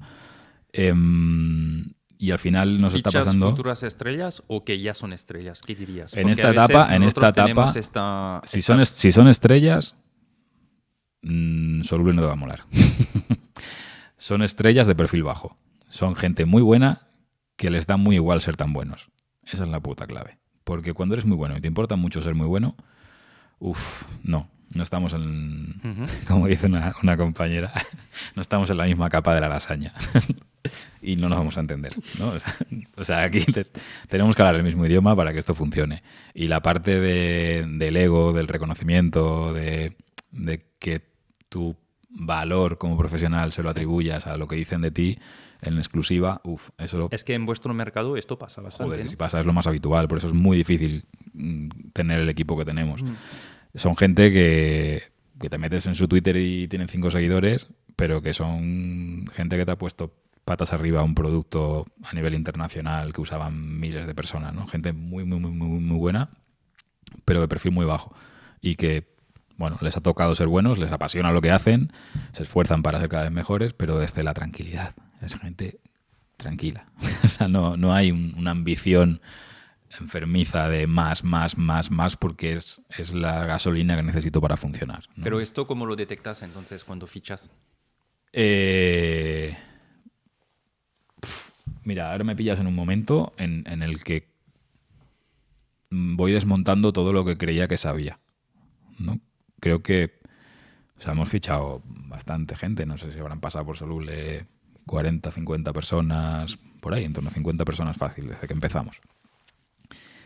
Y creo que cada vez sé menos cosas sobre contratar. Y o sea, sí que hay unos básicos que son muy fáciles, depende del perfil, ¿no? Pero oye, trayectoria, referencias, bueno, que llegues a un mínimo a nivel de aptitudes. Para mí lo crítico viene luego, a nivel de actitud, ¿no? De capacidades a nivel relacional, a nivel de inquietudes, de ambición, de alineación. Y ahí, en un par de conversaciones, es imposible detectarlo. Entonces, últimamente estamos más por, oye, empecemos a trabajar, evidentemente remunerado, con un contrato indefinido, con un periodo de prueba, que realmente se usa como periodo de prueba para conocernos. Y hay veces que funciona y hay veces que no. Es desagradable, no mola, pero es que empiezo a pensar que acertar... O sea, tenemos gente que ahora mismo son piezas clave de Soluble que casi se nos escapan en un proceso porque pasaban desapercibidas. Te diría que la gente más clave de Soluble ahora en los procesos fueron pues candidatos sin más. Y gente que pintaba de la leche en los procesos que no funciona. ¿No? Porque no hay una alineación base. No porque sean malos profesionales, no, porque esa parte está, evidentemente. Es un tema de funcionamiento. Yo siempre se lo digo al equipo, ¿no? Que no es que tú no funciones. Y tampoco es que yo no funcione. Ojo, no es el típico no eres tú, soy yo. No, esto es una relación entre entidades. Soluble es de una manera. Tiene unas características, unos funcionamientos, unas dinámicas, una vibra, una energía.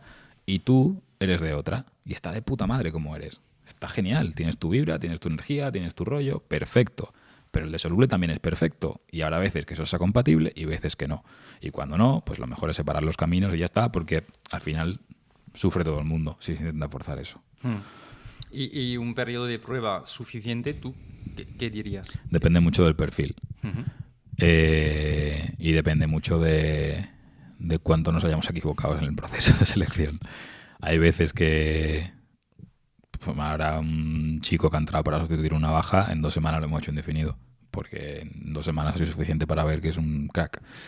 Y sí que ponemos el periodo siempre máximo que nos permite la ley en función del perfil y normalmente depende la complejidad y los ritmos, vacaciones y tal, pero entre 1 y 2 meses debería ser suficiente. Diría que se ve rápido. Al final, normalmente cuando tienes dudas de si no sabes si esa persona va a continuar, no continúa. Porque lo que es un sí, claro. Si empiezas a tener dudas, o sea, el learning es ¿no? Si empiezas a tener dudas, significa que algo no... Esto me lo dijeron hace poco y un cliente y amigo y creo que poco a poco lo voy reafirmando, que por experiencia, que con la gente que sabemos que tiene que estar no tenemos la menor duda. Pues no todos están al mismo nivel de gente infalible, pero no tengo dudas de nadie. Y cuando hay dudas, las dudas vienen de que es una situación que te da miedo afrontar, de que hay una implicación emocional personal, de que vienen de otras cosas. Pero si hay dudas es que no funciona a nivel profesional. La relación, no digo la persona. Ok. Al nivel de organización, ¿hay algo que si volverías atrás dirías, oye, lo hacemos distintamente?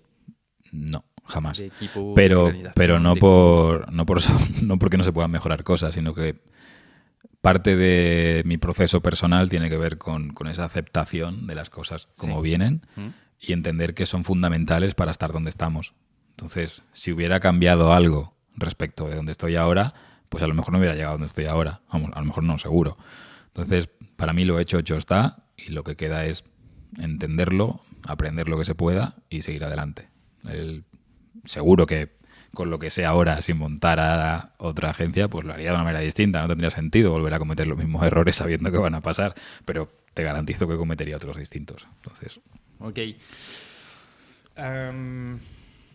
¿Tienes alguna rutina que quieres compartir? Soy bastante anárquico. Me sienta muy mal la rutina, en general. Yo creo que por cómo he crecido, ¿no? Desde mi familia siempre ha vivido entre 2 sitios. Sí, o sea, siempre hemos estado para arriba y para abajo y sigo así. Yo vivo entre Barcelona y Madrid. No tengo un sitio de trabajo fijo, voy con el portátil, me enchufo en cualquier lado y es esa energía la que a día de hoy me mola. Rutinas como tal, sí que dentro de cierta variabilidad de horarios y de intentar no tener 2 días iguales, siempre tiene que haber deporte, algo, lo que sea, aunque sean 20 minutillos en el salón de casa, encima de la alfombra, lo que sea de acelerar un poco el corazón. ¿Cada cuánto tiempo es eso? Depende qué, pero intento entre 3 y 5 días a la semana minimísimo. Pero no deporte, o sea, simplemente sentir que has hecho algo, ¿no? Que esa parte has hecho un check. Y lo hablábamos antes, que no es tanto los beneficios del deporte, cuando hablamos en este contexto de deporte, que es moverse un poco y ya, sino las consecuencias de no hacer eso. O sea, sí que lo noto muchísimo porque es una buena herramienta para cortar, ¿no? El desconectar la cabeza, estar pensando en que no te dé un colapso, en la postura y concentrarte mucho en algo que no es el trabajo. Entonces es fundamental. Y luego terapia, eso sí que es sagrado para mí, psicoterapia. A nivel te diría que la revisión del coche en el taller, o sea, voy ya para echar el rato con mi terapeuta, ¿sabes? Me sirve para parar, para conectar, para... ¿Pero lo haces de manera cuando lo necesitas? Ahora sí, porque está en Barcelona y voy cuadrando. No tanto cuando lo necesito, ¿eh? Lo hago aunque no lo necesite. O sea, dices, voy a Barcelona... Siempre que voy a Barcelona intento cuadrar Eso es. para verlo.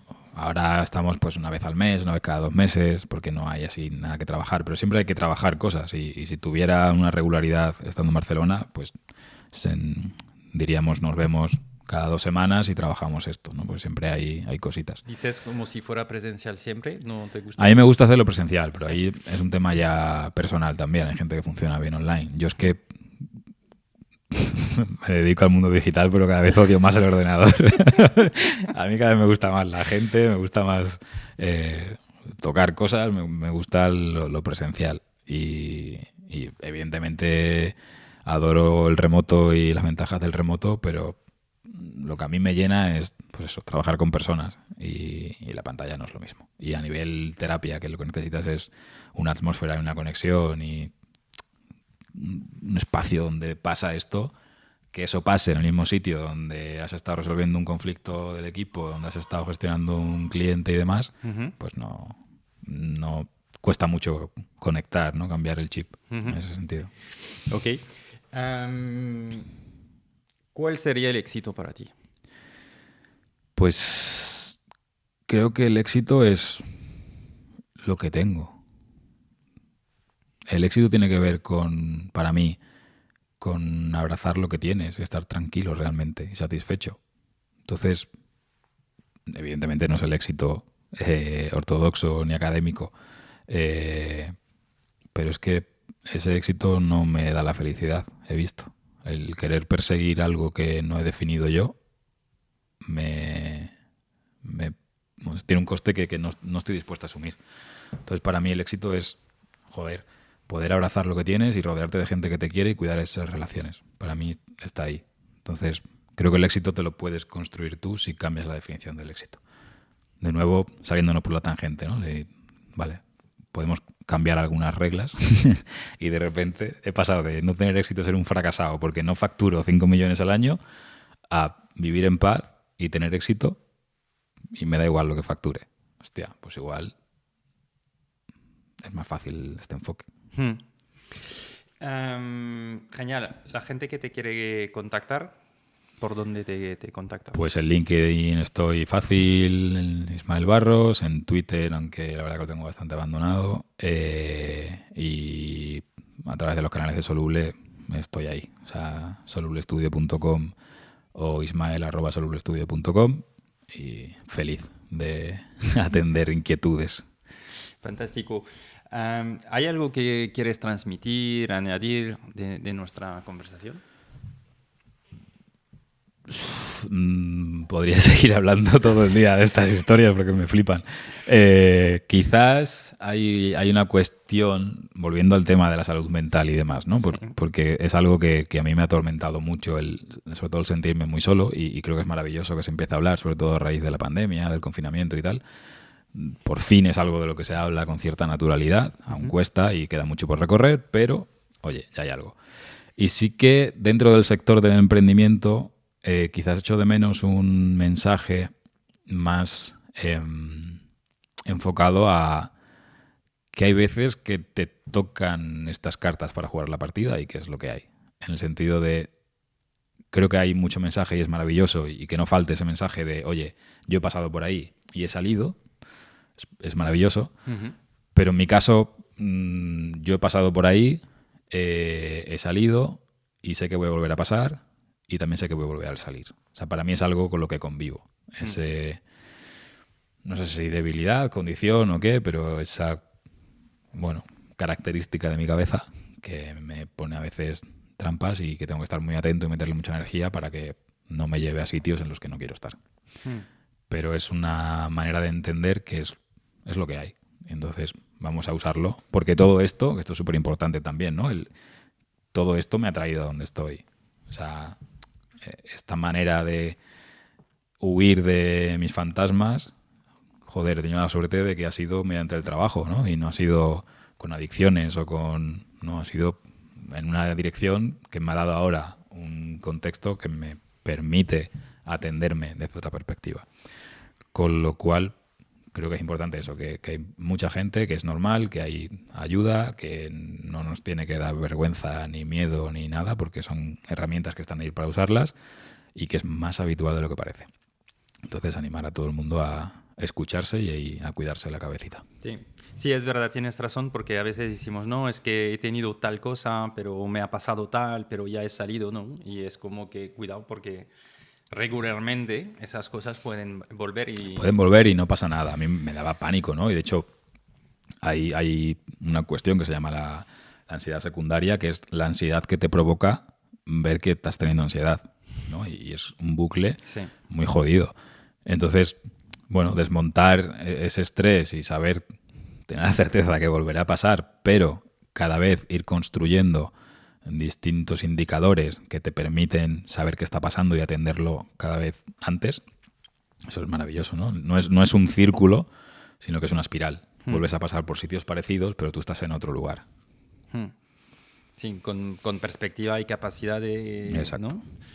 Muy bien, pues Isma, te lo dije antes, pero lo voy a decir de nuevo. Creo que eres un valiente. Yo también lo creo. Sí, porque acojona todo esto. O sea, pasa mucho miedo y a pesar de ese miedo tira para adelante. Entonces es un adjetivo con el que no estoy incómodo.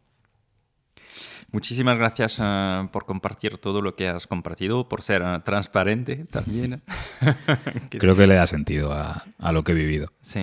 Y bueno, también me has dado... O sea, te voy a añadir algo porque además de ser brillante, eres buen vendedor, porque cuando escuchaba también lo que me contaba, me dabas ganas, ¿sabes? Y decía, cabrón, me das ganas.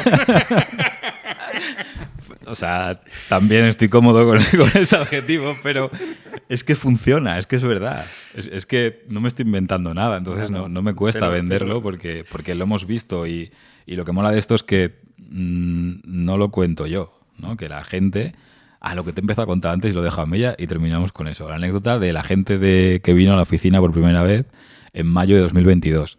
Y estaba el board, una pizarra enorme, donde teníamos todo el board de organización de todos los proyectos, tal cual estaba el viernes antes del confinamiento, antes de encerrarnos en casa en 2020, y de todos los post-its que había con nombres de proyectos, el 90 y pico % seguían siendo clientes 2 años y pico después.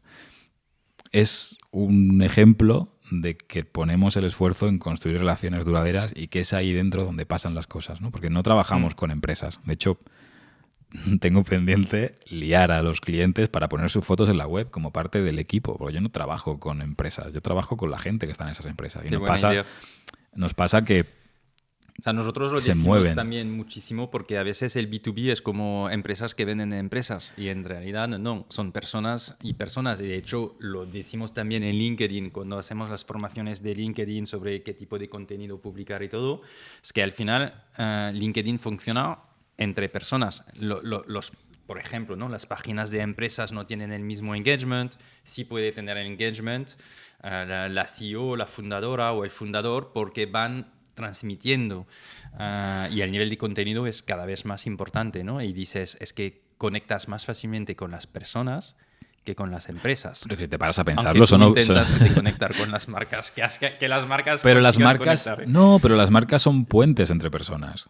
O sea, lo primero que he dicho es que esto va de personas. Las marcas son herramientas, simplemente. Las marcas son maneras de simplificar mensajes comunes a grupos de personas.